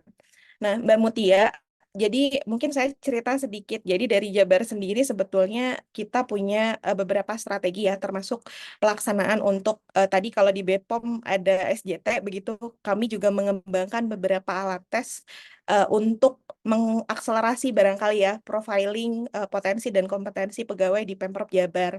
Nah, ini memang jadi salah satu strategi. Kemudian strategi lainnya kita tetap melakukan assessment center sesuai dengan ketentuan yang kita pegang bersama yaitu PRK 26 2019. Nah, ada yang menarik Mbak Mutia. Mungkin ketika kita berbicara akselerasi asesmen, salah satu tools yang membantu adalah teknologi dan AI ya Mbak Mutia. Tapi memang saya pikir kita punya batasan begitu ya, karena ini juga cukup jadi pro kontra nih, asesmen pakai AI itu kesannya pakai mesin gitu ya. Nah, mungkin Mbak Mutia bisa memberikan insight gitu, walaupun di kami sudah membantu akselerasi untuk pemrosesan data dan lain-lain begitu ya, tetap ada sentuhan manusianya, asesornya. Tapi saya ingin tahu ke depan sebetulnya arah pengembangan assessment center ataupun metode lainnya begitu ya, untuk pengukuran potensi dan kompetensi dengan AI itu arahnya kemana. Nah, kemudian yang kedua adalah barangkali apa saja sih yang harus jadi batasan-batasan kita bersama gitu ya, ketika mengembangkan metode assessment menggunakan AI sehingga secara norma teman-teman psikologi ataupun secara norma teman-teman yang jadi asesor itu tetap kita pegang begitu. Jadi semuanya tetap inline dengan ketentuan dan theoretical ataupun approach yang ada, tapi memang juga cukup membantu menjawab permasalahan instansi. Karena kan rata-rata nih untuk pelaksanaan assessment yang jadi kendala adalah waktunya lama, cost-nya besar sekali gitu ya. Walaupun tadi disampaikan seperti disampaikan cost ini ya relatif juga gitu ya, mahal dan tidaknya, tapi saat ini relatif tinggi untuk pelaksanaan assessment center. Nah, itu mungkin yang menjadi pertanyaan dan cukup penasaran. Tadi saya seperti mendapatkan secerca harapan gitu ketika Mbak Mutia mention bahwa sekarang arahnya tuh memang ke AI. Cuman penasaran gitu, arah konkretnya tuh kemana sih gitu, seperti apa dan batasan-batasan apa yang harus terus kita pegang. Mungkin itu yang jadi pertanyaan. Terima kasih nih, mohon maaf panjang ceritanya, pertanyaannya cerita dulu sedikit. Pak Setiawan, terima kasih kesempatannya. Baik, terima kasih. Wah, ini benar-benar nih. Tadi Mbak Mutia bilang sesi 1 bapak-bapak semua. Nah, sekarang ibu-ibu semua. Termasuk yang berikutnya, silakan Ibu Evi. Bu Evi, silakan. Sudah raise hand. Oke, terima kasih Pak Setiawan. Makasih Bu Mutia. Pertanyaan saya gini Bu, maksud saya kita sudah berbicara masalah asesor gitu ya Bu ya.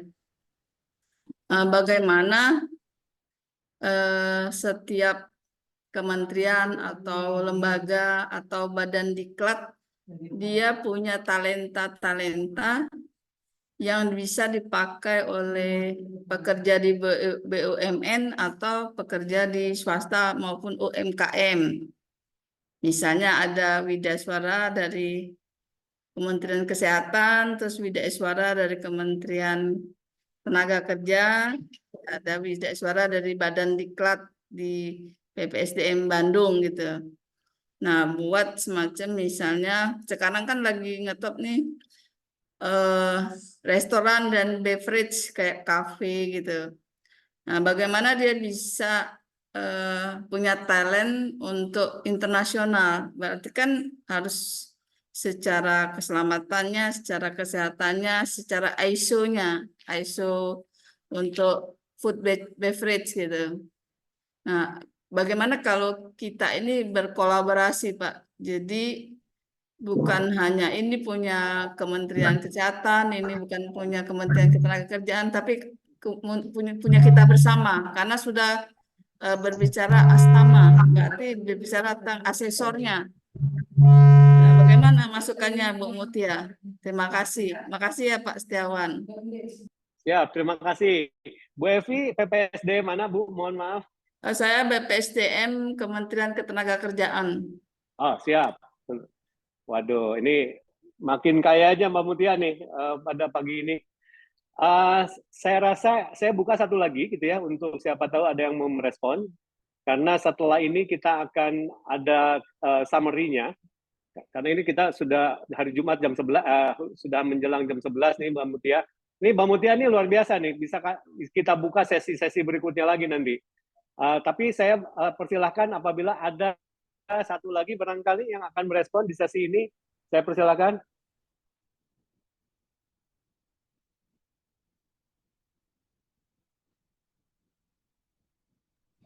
Baik, Pak Satria silakan.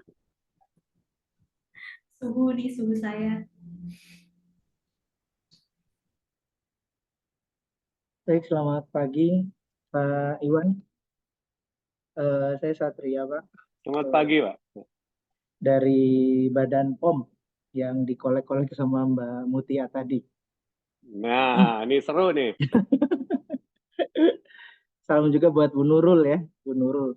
Dengan BKD Jabar ini sebenarnya nggak asing, Mbak. 2019 akhir kami minta bantuan juga sebenarnya untuk SJT di awal gitu ya. Jadi kami ingin mempelajari. Baik.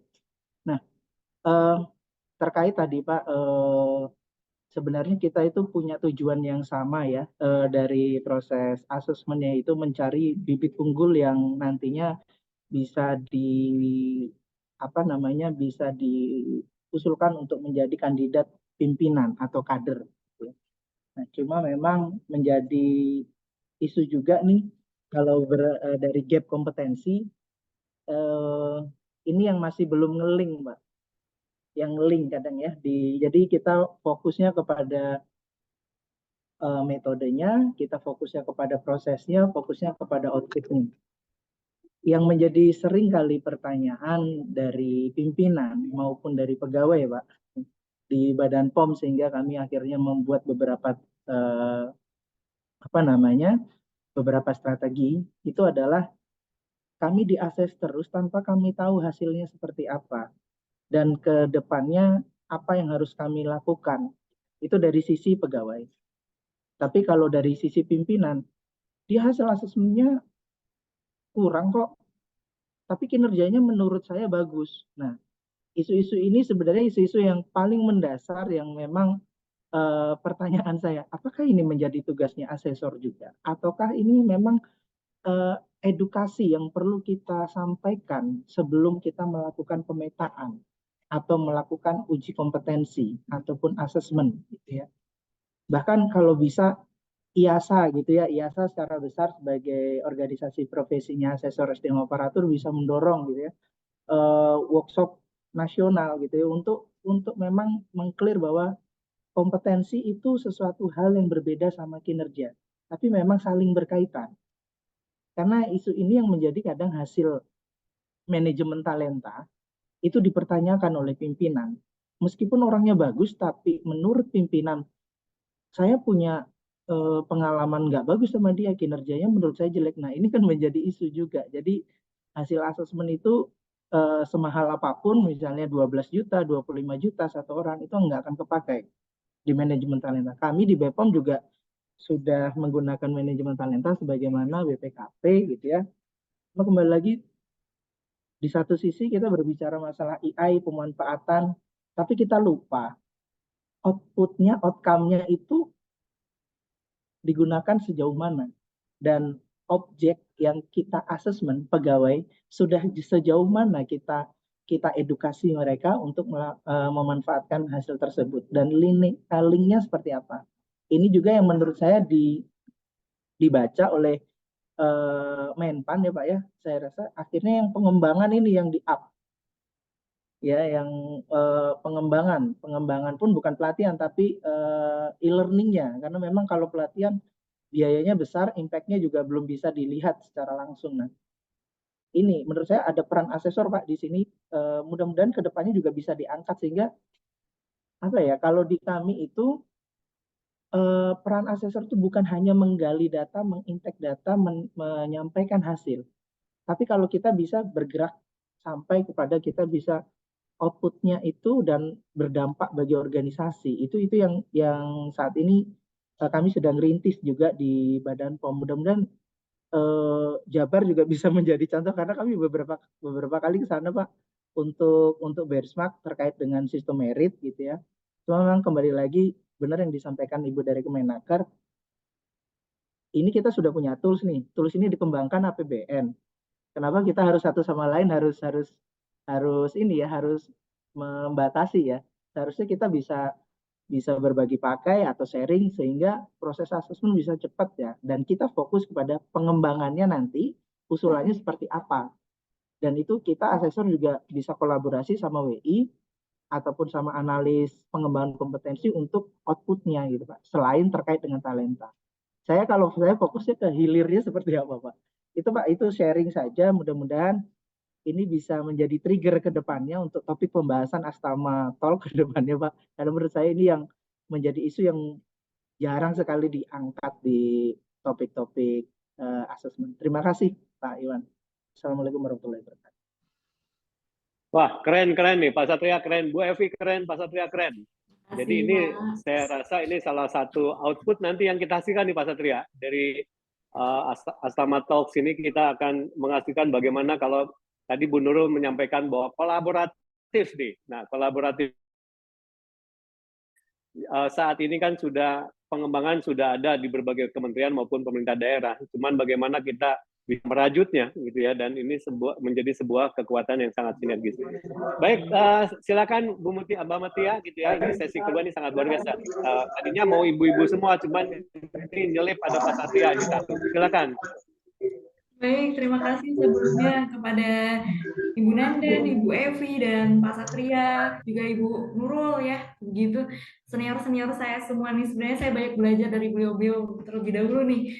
Nah, kalau terkait tadi Ibu Nurul tadi sharing ya memang di BKPP yang saya tahu seperti itu selama ini saya mengikuti.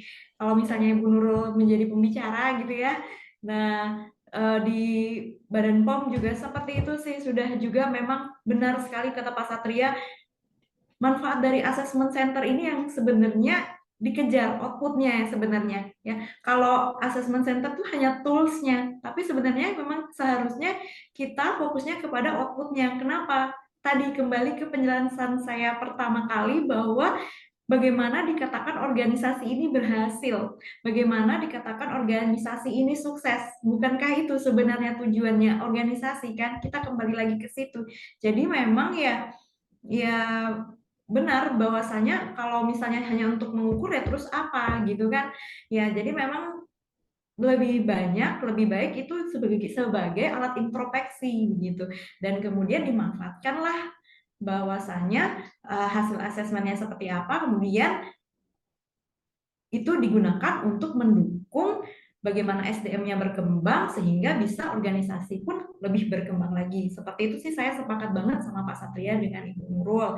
Nah, kemudian untuk Bu Nenden, untuk batasan etika AI, nah itu tadi tantangannya seperti yang saya jelaskan bahwasanya memang kalau AI itu pasti nggak bisa hanya satu keilmuan saja yang berperan di situ. Memang ada batasan-batasan seperti psikologi ya, alat tes psikologi.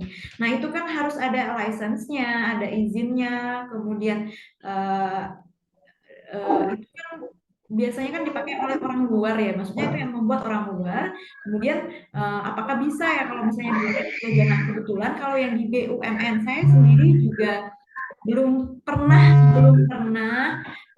untuk AI-kan gitu ya, tapi saya belajar dari teman saya yang di BUMN tersebut, itu informasinya adalah sudah punya license-nya. Jadi mereka memang langsung minta izin, misalnya pakai alat psikotes apa, mereka minta izin sama yang punyanya, kemudian baru didigitalkan kayak gitu. Dan itu digitalkannya bukan sekedar pakai Google Form ya, tapi memang mereka membangun sistem sendiri seperti itu, sehingga nanti bentuk sistemnya itu seperti approval gitu, ada proktornya gitu ya, masuk ke sistem seperti itu, enggak yang cuma sekedar upload saja gitu ya. Itu kemudian tantangan yang selanjutnya kalau misalnya karena itu saja dan itu nanti kemudian dikhawatirkan yang tadi itu ya ada proses learning atau proses pembelajaran sehingga mungkin nilainya nanti jadi berpengaruh. Itu memang ya selain tadi kalau kata Bu Nurul ya melihat kinerjanya, benar memang kan saya jelasin bahwasanya assessment center hanya salah satu metode penilaian, tetapi penilaian lainnya daripada dikatakan bahwa karyawan itu adalah kompeten, itu kan tadi ada 3 hal ya tadi ya. 3 hal, ingat nggak Bapak Ibu ya? 3 hal yaitu KSAOC pengalaman, kemudian motivasi, kemudian yang terakhir adalah lingkungan. Nah, faktor lingkungan tadi. Jadi kenapa ya kalau bagus nggak dipakai ya tadi itu, apakah dari lingkungannya sudah support belum? Sudah memberi kesempatan atau belum? Kayak gitu. Nah, kemudian tadi sampai mana ya? Oh ya, untuk ini ya license-nya. Nah, sehingga Kemudian ya emang itu sih tantangannya, harus kita bikin sendiri. Kalau bikin sendiri, kalau di BUMN itu yang saya ceritain yang diulik ini, nah BUMN-nya ini memang punya satu bidang ya, satu bidang yang memang khusus untuk pengembangan alat ukurnya. Jadi sama seperti di universitas mereka punya. Jadi saya tanya aktivitas mereka waktu praktek profesi kemarin ngapain, ternyata ada salah satu teman saya yang memang tugasnya tuh bikin alat ukur gitu. Jadi dicoba, dibikin, di trial error ya, di uji coba. Bukan beberapa nih yang saya ketahui itu ada juga punya alat ukur sendiri tapi langsung uji terpakai. Jadi langsung dipakai aja, nggak tahu validitas reliabilitasnya gimana. Nah, untuk itu saya nggak ngomong lebih banyak karena mungkin tadi Pak Iwan ya untuk apsimetri yang lebih ahli. Jujur saya itu mungkin agak lemah ya di psikometrinya gitu ya. Nah, jadi untuk apa tadi? Oh ya, untuk validitas reliabilitas nah itu jadi ada tambahan. Nah, sudah menerbitkan salah satunya standarisasi alat tes. Iya, jadi harus ada standarnya seperti apa. Nah, kalau di BUMN tersebut yang saya ketahui mereka itu membuat sendiri gitu ya, alat tesnya seperti apa, kemudian diuji coba. Dan sehingga kalau misalnya membuat sendiri memang ada kelemahannya. Bukan masalah tadi ini berkaitan, saya langsung jawabnya langsung bercampur ya. Yang tadi ego sektoral, kalau udah ada yang punya, kenapa kita nggak pakai bersama? Mungkin ada yang bisa dipakai bersama secara general gitu ya. Mungkin yang alat general bisa, tetapi ada hal yang karakteristik khusus di organisasi dan itu nggak cocok di organisasi yang mau dipakai. Jadi kalaupun misalnya nanti ini, apakah Pemda satu dengan Pemda lainnya itu akan sama gitu? Apakah misalnya dibuat BKD Jabar nih, apakah itu cocok dengan karakteristik atau budaya atau nilai organisasinya di pemerintahan Provinsi Kepulauan Riau? Nah, itu belum tentu gitu. Begitu dites gitu kan, ternyata nilainya jeblok bukan karena orangnya yang jelek, tapi ternyata memang tidak sesuai kondisi kerja, budaya, dan sebagainya macamnya di Kepri gitu. Bisa jadi itu terjadi. Sehingga kemudian nanti hasil akhirnya juga tidak menggambarkan pegawai-pegawai di Kepri ini seperti apa. Itu mungkin saja terjadi seperti itu. Memang yang saya ketahui memang serumit itulah membuat alat tes gitu, yang memang bisa menggambarkan kondisi organisasinya yang sesuai kayak gitu. Kemudian batasan yang lain yang kalau untuk AI ya, kerahasiaan masalah big data. Nah, itu biasa sih, kami juga mulai bergeser ya jadi konseling ke telekonseling seperti itu. Nah, kayak misalnya kita sudah mencoba untuk kayak kalau di yang tadi dicerita di BUMN misalnya kan mau screenshot kayak di TOEFL kan gitu juga ya, mau screenshot juga nggak bisa, ada langsung deteksi nih mau screenshot kayak gitu, itu terdeteksi. Nah, itu kan juga bahaya kalau bisa sampai bocor kayak gitu kan. Nah, itu waktu di telekonseling, waktu di kuliah itu juga menjadi concern-nya kayak gitu. Nah, bagaimana keamanan, kemudian juga meskipun mungkin secara sistem udah dicoba nih, tapi selalu aja ya memang itu ya, tidak ada yang sempurna. Meskipun sudah AI itu tetap tidak sempurna ya. Bisa jadi nih orangnya iseng gitu, dia nggak screenshot, dia foto gitu. Dari tadi saya foto nih kan nggak tahu nih, Bapak Ibu sekalian tidak tahu saya foto karena posisinya kameranya di sini. Pas gini ketahuan kan saya lagi foto. Nah, kayak gitu. Nah, itu kan bisa jadi ya. Dan tapi ya kembali lagi sih, kalau kita terus-menerus takut, menurut saya pribadi ini saya saja ya. Waktu itu saya pernah juga diberi tugas makalah untuk bagaimana pandangan saya. Nah, opini saya pribadi, kalau misalnya kita terus takut tapi nggak mencoba untuk setidaknya kita sudah berusaha lah, ada tadi ya manajemen risk dulu. Kalau mau coba AI tapi kita sudah punya misalnya nih begini, udah ada cadangan rencana untuk menutupinya seperti ini. Nah, itu ya lakukan saja sih menurut saya kalau memang sudah bisa dilakukan. Karena kalau kita takut terus ya nggak akan jadi, nggak akan bisa tercapai sih pengembangannya. Makanya mungkin itu juga salah satu mengapa assessment center ini metode-metodenya itu lambat berkembang dibandingkan dengan yang lainnya. Seperti itu pendapat saya. Begitu saja Pak Setiawan, mungkin ada yang terlewat atau mungkin ada yang bisa menambahkan, monggo Pak. Terima kasih banyak. Ya. Baik, sangat luar biasa Mbak Muti ya, dan keempat yang memberikan respon juga sangat bagus sekali. Sekali lagi Bu Nurul, Bu Nenden, lalu Bu Evi dan Pak Satria, saya rasa ini semua yang akan kita wrap up gitu ya, terkait dengan tadi disampaikan oleh Mbak Muti juga, bahwa manfaat assessment center eventual gitu ya. Jadi pada akhirnya memang harusnya kepada kemajuan organisasi. Itu yang mungkin harus kita lakukan. Dan kita akan menuju ke sana gitu ya di dalam Astama Talks dari seri 1 sampai nanti dan selanjutnya. Bapak dan Ibu sekalian, ini sebelum masuk ke dalam sesi summary, barangkali ada mungkin ada yang ingin menambahkan gitu ya, atau apapun juga kami persilakan, satu saja. Kalau tidak ada, kita langsung ke sesi summary. Dan Bapak dan Ibu sekalian, untuk topik-topik selanjutnya bisa dimasukkan ke dalam chat room gitu ya. Seperti yang topik hari ini, itu karena memang paling banyak di dalam chat room yang mengusulkan ingin tahu masalah assessment center. Oh, ada satu nih di sini. Pak Irwan silakan, Pak Brigjen Irwan silakan. Ya, makasih. Sedikit aja ya, karena memang Mbak Tia harus diapresiasi dengan pertanyaan yang luar biasa juga ya, Pak Irwan ya. Jadi endingnya, suatu yang kita perbuat itu kan untuk mencapai sukses tadi kan, baik organisasi maupun individu. Nah, sukses profile individu itu umumnya kalau kita merujuk pada Pendit ya, saya kira dari DDI itu ada 4 aspek gitu. Jadi pertama behavior competence, yang kedua itu adalah organizational competence, yang ketiga adalah experience, dan yang keempat adalah atribut kepribadian. Jadi nggak cukup kalau tadi kan Ibu siapa dari BP apa Pak Iwan yang talent management itu. Ya, jadi sebetulnya ada 4 aspek itu yang harus kita pertimbangkan. Jadi orang ini hebat segala macam, tapi dia tidak diberikan pengalaman, dia akan tidak sukses juga, iya kan? Dia tidak mengetahui tentang organisasi yang di mana dia berada, dia tidak akan sukses. Jadi ada behavior competence, ada organizational and skill competence, ada experience, dan ada atribut kepribadian. Terima kasih. Siap, terima kasih Pak Brigjen Irwan. Sangat bagus sekali, kami sudah mencatat ini semua.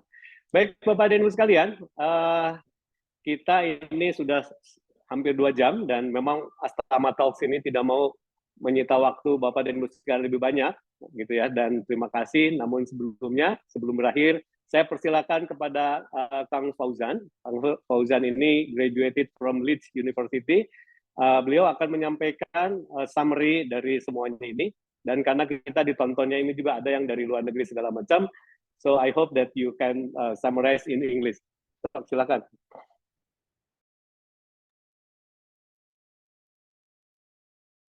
Okay, thank you. Ladies and gentlemen, as we draw the curtains on this enlightening session, I'd like to extend my heartfelt gratitude to our distinguished presenter, Mrs. Mutia, and also the moderator, Mr. Setiawan, for their invaluable contribution today. Their dedication to facilitating this dialogue has undoubtedly set a benchmark for excellence, guiding us toward thoughtful reflection and informed decision. Therefore, I want to share about the conclusion today. Let me share my screen first. Okay. So this is the assessment center Astama Talks series through. The first thing we learn about today is about the importance of assessment center or AC. We know the assessment center is effective tools for predicting a person's success in various job aspects because they can more accurately measure ability, skills, and behaviors in real or simulated work situation. The importance for organization itself, that the end of the discussion, the organization for the proposed organization is more pivotal, and of course for the employee itself. The second one we learned from today is about the legal basis for implementing AC. We know in Indonesia, the implementation of AC in Indonesia is strongly supported by law. This is because have a merit system that's supported by many policy. The first one is about the talent management and also the merit system itself. And the latest law is more supporting the merit system. And the third thing we learned today is about component evaluated in AC. This component allow to measure a more holistic and integrated assessment of an individual potential. not just focusing in the technical ability, however, also interpersonal skill, leadership, and adaptability. The first component we learned today about the relevant experience. Second one is the motivation of the employee. And the third one is the KOs, knowledge, skills, ability, and other characteristics. And last but not least, this is the best practice in AC that we learned today, because best practice in AC implementation include using various assessment method. We look at the chronological things from the interview until now using AI, the best practice, the technology involved and development.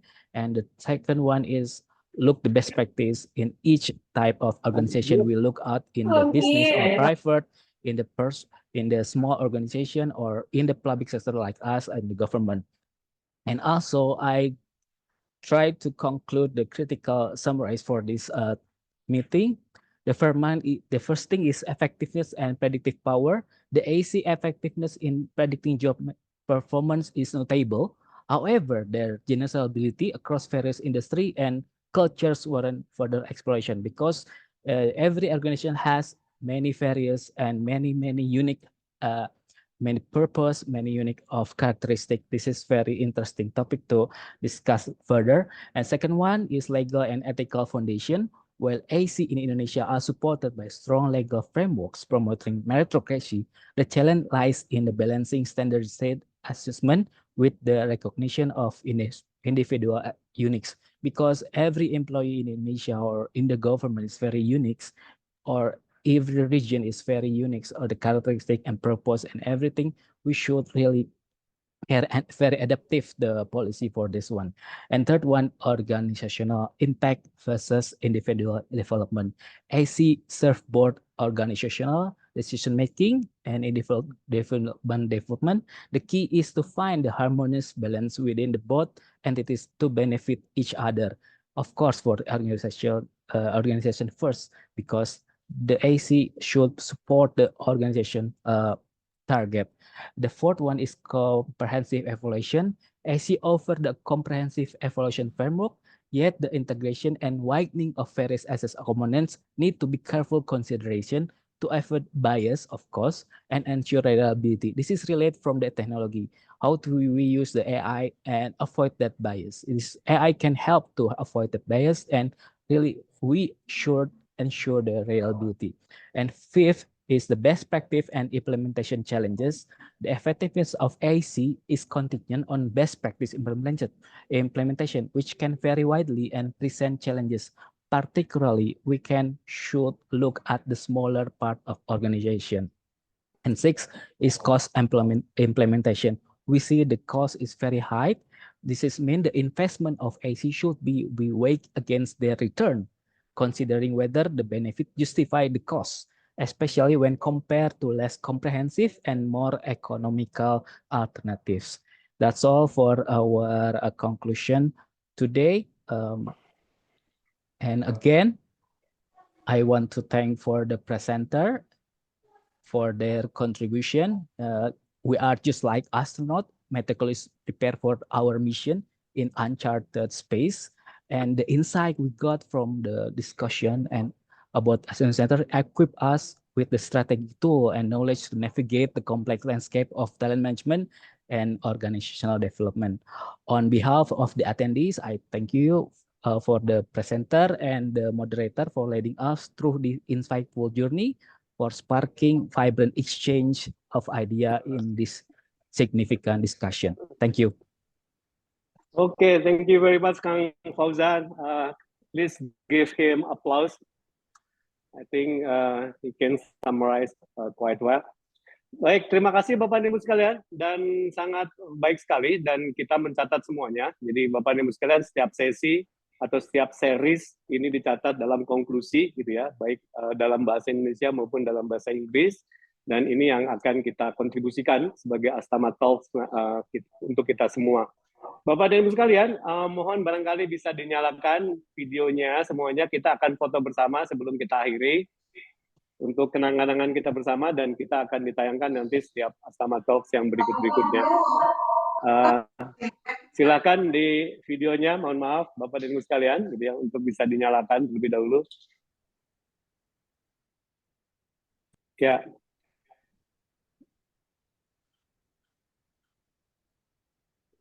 Mohon sekali lagi bisa dinyalakan videonya Bapak dan Ibu sekalian. Sebelum kita akan memberikan sertifikat kepada presenters as today gitu ya, buat Bu Mutia yang sangat luar biasa. Nanti ada sesi elektronik sertifikat setelah foto bersama ini. Baik, kita foto bersama. Silakan yang masih belum di on cam. Berapa nih? Sebentar. Ya, berapa lembar nih? Oke, 8 lembar. Wah, luar biasa ini. Masih semangat semua. Ada 500 partisipan. Tercatat partisipan paling tinggi di sana ada 522 nih. Sekarang 447. Baik, kita pertama. Mohon teman-teman screenshot sebentar. Halaman pertama. Oke. Selesai. Halaman kedua. Oke. Halaman ketiga. Oke. Halaman keempat. Halaman kelima. Halaman keenam. Halaman ketujuh. Halaman ke-8.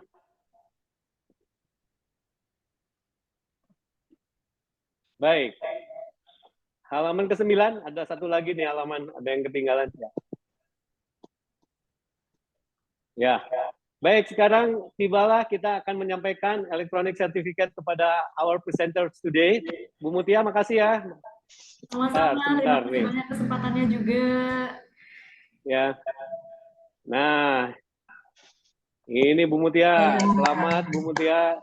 Selamat Tepuk tangan. ya. Ya. Bagi seluruh peserta akan juga mendapatkan sertifikat dan mohon data-data peserta bisa dimasukkan ke dalam form yang kami telah sampaikan di dalam chat room gitu ya. Dan juga untuk informasi selanjutnya ya, bahan nanti juga akan disampaikan dan nanti untuk informasi untuk Astama Talk series berikutnya kami kan secara secara reguler akan kami sampaikan dalam notifikasi barangkali ke dalam email maupun email khususnya. Sekali lagi terima kasih Mbak Mutia, sukses selalu studinya ya, bahwa kami sangat support dan kami sangat senang sekali Kepri mengembangkan dalam sumber daya manusia ini sangat luar biasa. Masuk ASN 2019 dan saat ini sedang menempuh gitu untuk profesi khususnya gitu di dalam SDM ini, dan mudah-mudahan sukses selalu dan main-main ke Jawa Barat ya nanti. Dan ibu sekalian juga ya. Baik, terima kasih semuanya. Sekali lagi terima kasih. Assalamualaikum warahmatullahi wabarakatuh. Salam semuanya. Waalaikumsalam warahmatullahi wabarakatuh. Turun Pak Setiawan, turun. Turun Pak.